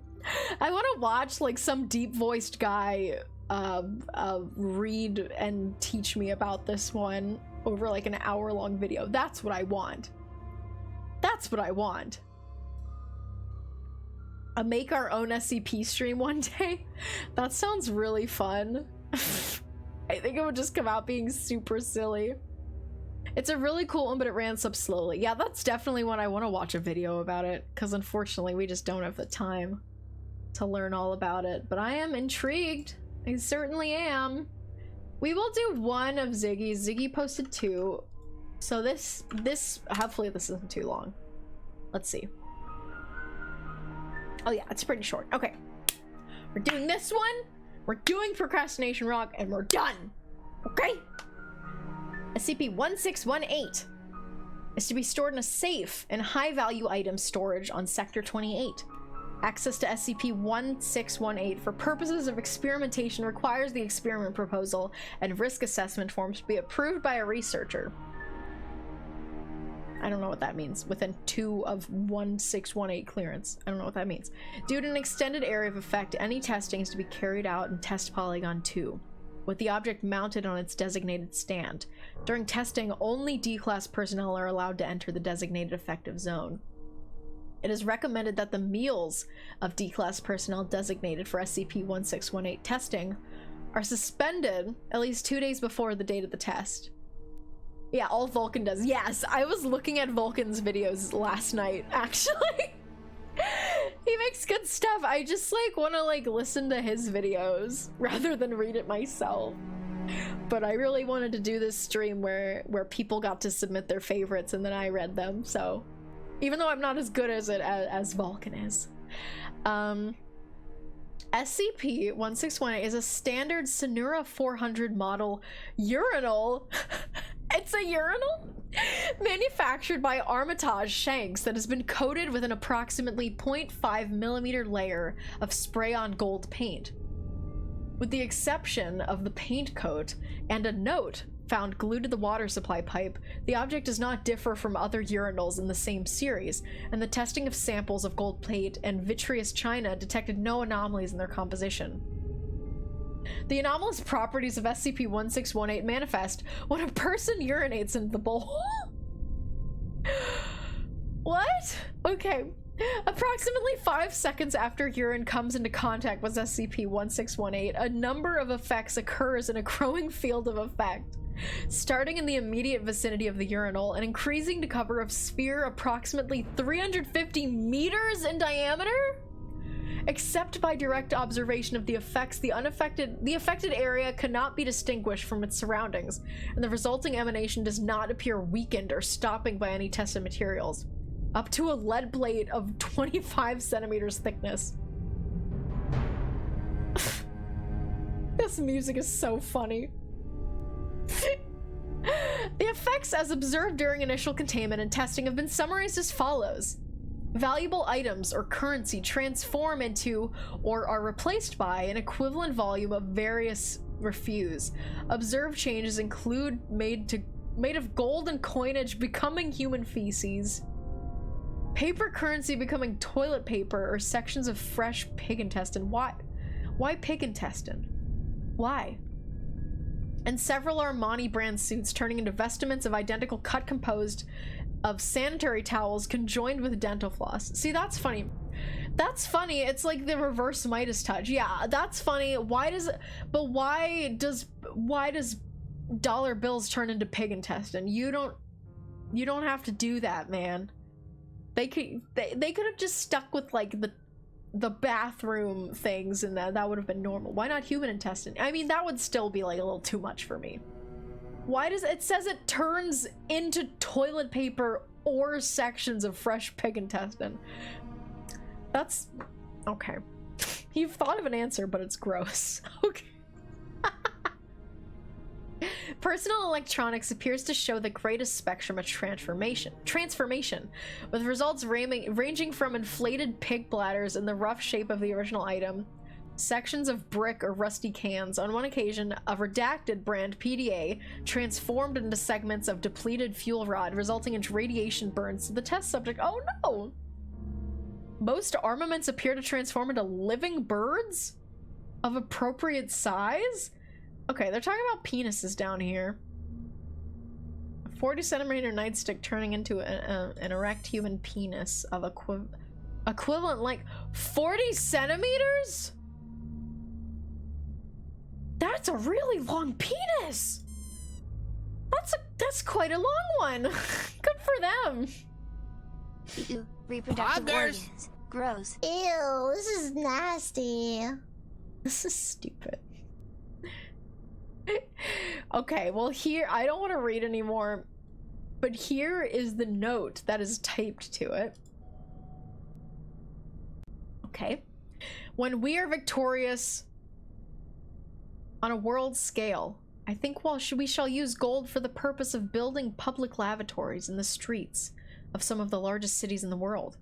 This would be the most just and most educational way of utilizing gold for the benefit of these generations, which have not forgotten how, for the sake of gold, 10 million men were killed and 30 million maimed in the Great War for freedom. Okay, swag. Swag, I guess. True. True and swag. That was the birth name of V.I. Lenin, Russian revolutionary and statesman. Okay. Supposedly the cloth used to make the first paper money is the same cloth used as the first toilet paper, which is also dried pig intestine. Okay. I understand. Are we cool yet? Holy shit. Seriously? They're in the tags. Oh, there they are. Are we cool yet? Well, there we go. We got an Are we cool yet one. And we also learned that the first toilet paper was made out of pig intestines. So that's like super fun and dandy. Okay, last one. It's pretty short. Oh, it's really short. In a box in my office. It's a rock that makes you procrastinate. Probably a mimetic or something. I'll finish writing this up later. Oh my god. This is just a political statement about money and the corruption of capitalism. Yeah, I'm here for it. I might do one more depending on how long this one is. It's pretty long.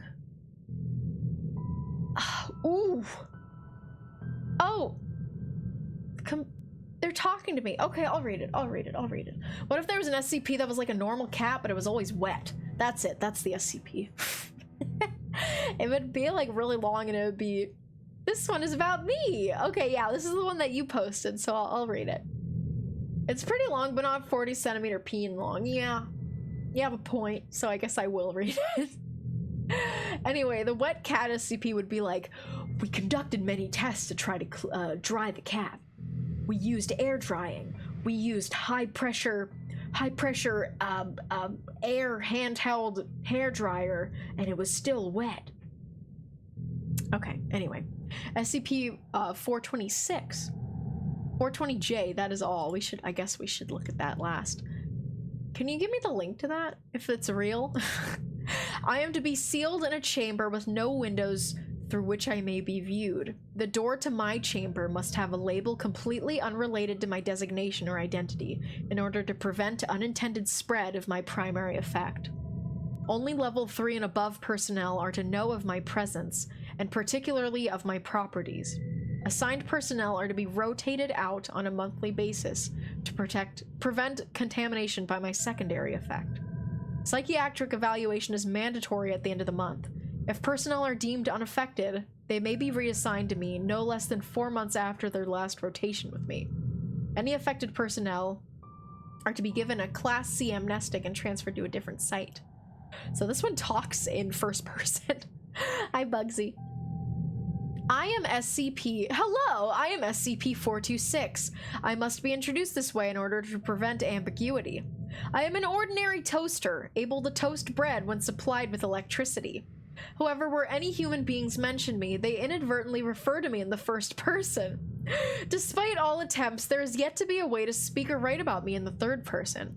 When in my continuous presence for over 2 months, individuals may begin to identify themselves as a toaster. This reminds me of the fanfic I gotta write. Yeah, how about you do it? How about you do it, huh? Unless forcibly restrained, these people will ultimately harm themselves in an attempt to emulate my standard function. Are they gonna shove like toast up their ass? What are they gonna do? I was discovered in the home of the Redacted family after the gruesome deaths of its 3 members. I had been given to the younger Mr. and Mrs. Redacted as a wedding gift. No card or any other identifying markings had been found on my box. The video just ended. The scary Halloween music, spooky and creepy music mix 2 just ended. We're restarting it because we're almost done. Approximately 2 months after the family received me, fire crews were dispatched to the home due to an electrical fire. The younger Mrs. Redacted died from the electric discharge that she had caused when attempting to devour an electric socket. The other 2 victims had died shortly before the fire occurred. The elder Mrs. Redacted had gorged herself with nearly 10 kilograms of bread before her stomach burst and she died of eternal bleeding. This is definitely me every morning when I eat a lot of bread. The younger Mr. Redacted died of severe blood loss after attempting Redacted with me. Did he stick his dick in the toaster, bro? Did you stick your dick? Did you stick your dick in the toaster? Did you die from sticking your dick in the toaster? The sole survivor was the elder Mr. Redacted, who was suffering from severe malnutrition. Again?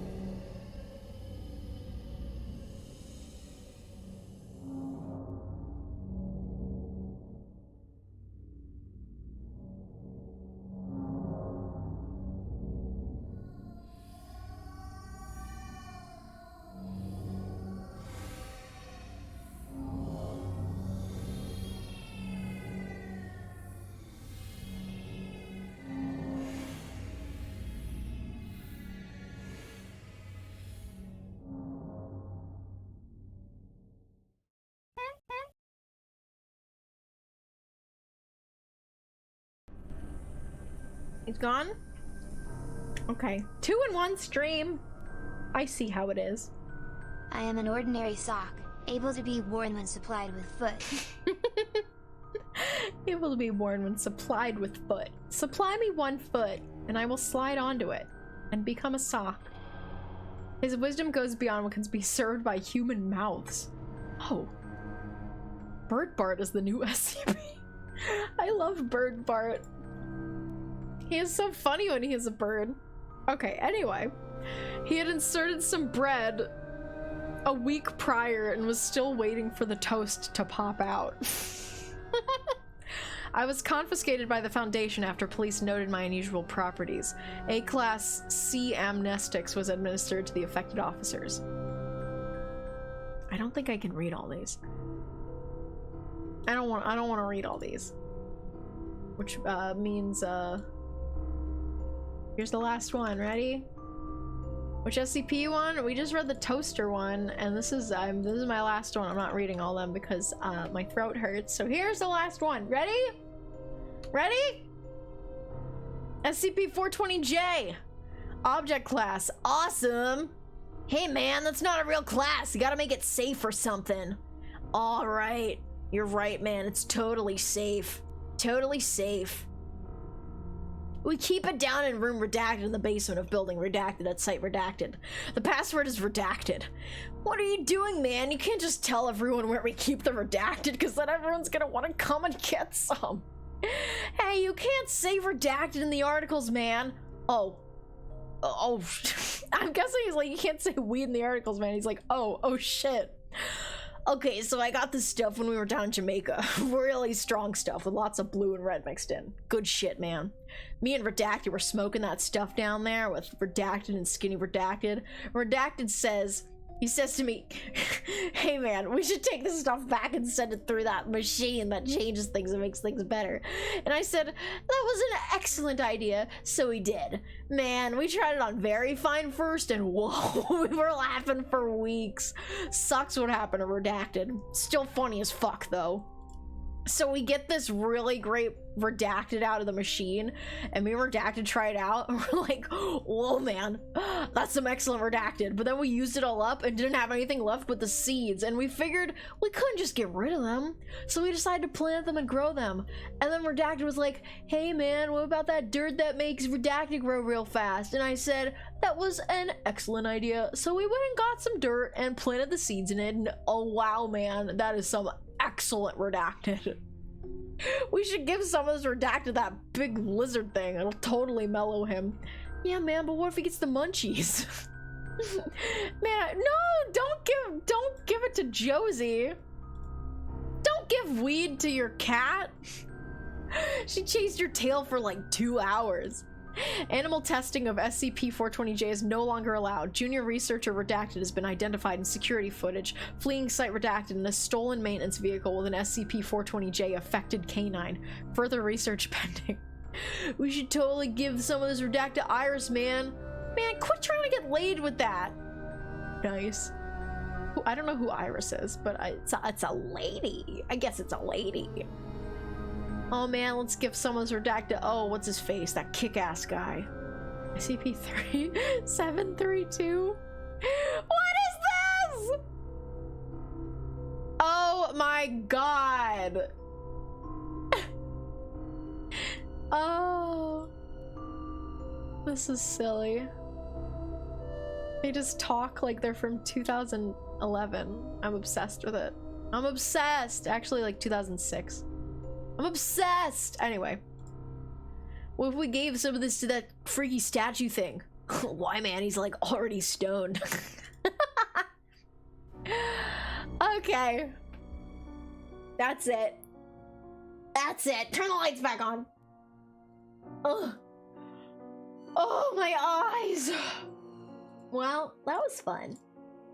Turn the creepy music off. We want fun music. Spooky time's over. Spooky time is over. We have fun now. Hello! I'm here in the show! That was really fun. Oh, I guess it was already really fun. Thank you. I'm glad it was fun. Hi, Pollen Pod. Hello. We had like a fun time, right? We had like a good mix of like actually scary ones and interesting ones and just like fun ones and then just stupid ones. I think we had a good mix. And that is what I wanted. I wanted a bunch of different kinds. Ooh, I'm looking to see who we should raid. Mika's playing Ao Oni. Oh. Patch's Dr. Teddy was the best. Oh, I'm so glad you liked the bear with the patchwork heart. That's my absolute favorite still. It's just like so sweet, and I love little plushies and teddy bears. Iris is a lady with a magic camera thing that effectively acts as a portal gun, by the way. Oh, thank you. I think that's what makes SCP so cool. Not all of them are inherently scary, and a lot of them can just be really fun and interesting. Yeah. And yeah. That's why I love it. That's exactly why I love it. It's just fun. It's just a fun thing of a bunch of ideas, a bunch of fun ideas. Oh. Hello, I love my ball. Now you're here, so let's begin! Hey there, Necro, thank you for the raid! Hello, you're playing Blood. Blood? Is that a scary game? Why do I feel like I know that game? I don't know that game. It's just called Blood? I'm Googling it. Thank you so much for the raid, though. I hope your stream went well. It's an old boomer shooter. Oh, I see. Is it like a Doom-like, kind of? Oh, I have seen this before. I'm glad you had fun. Well, we're about to end the stream, actually. Because my throat hurts. We've been reading SCP articles for, like, almost 4 hours now. And I mean, you know, normal streams are just me talking for several hours, but it's different when you're reading for several hours. More like Duke Nukem. Oh, okay. It's on the original engine. I see. And I got to get the end at least. Yeah, thank you! Thank you so much. Everyone go check out Necro. And I think we're gonna raid Prismea? Mika? I'm gonna check really quick to make sure she's not ending. But she's playing Ao Oni. Let me see. Oh, I know what she's doing. She is specifically playing... We need to raid into this. She's specifically playing the ham-pwned mod of Ao Oni, where hamster VTuber Ham replaced many of the assets in Ao Oni with just like little hamsters. And I saw this mod on Twitter. Do you have a ref sheet for your VTuber character? I want to draw you something. I do. I believe it's in my Discord in the Jules fan art channel in the pinned. All of my references are there. But yeah, we're gonna start. Oh God, what should the raid message be? You do not recognize the bodies in the water. That would be fun. I don't know if there's any other ones. I'm super late, but have a great night, Jules. Venji! Hi, Venji. It's okay that you're late. It's nice to see you. We're gonna raid Mika. Jules! If anyone has any suggestions for the raid message, let me know. I preferably want it to be something that we discussed. I'm an ordinary toaster, able to toast bread when supplied with electricity. That is a fun one. Bear raid is not funny enough, unfortunately. There's been funnier things. But thank you, Doran. I appreciate you. I appreciate you very much. Tomorrow, we're rude. I'm sorry. It's a cute raid message, but I want a silly one because Mika's so funny. I want to impress her all the time. Can I curse? No, don't cry, but you can piss because it's important to let out your liquid waste. Let's make it this one. The town that got fucked by bears. That's a good one. That's an iconic one. I think we're gonna do this one. You do not recognize the sheep in the water. That's a pretty good one too. But we're going with the toaster one to not confuse anyone. Let's go spread our love over to Mika. Tomorrow I'm playing LSD Dream Emulator for the first time. And I'm fucking excited. It's gonna be a crazy time. So, love that game. Yeah, so stick around. Come back tomorrow. And we'll have some fun. Goodbye, everybody. Give you big kisses. Bye.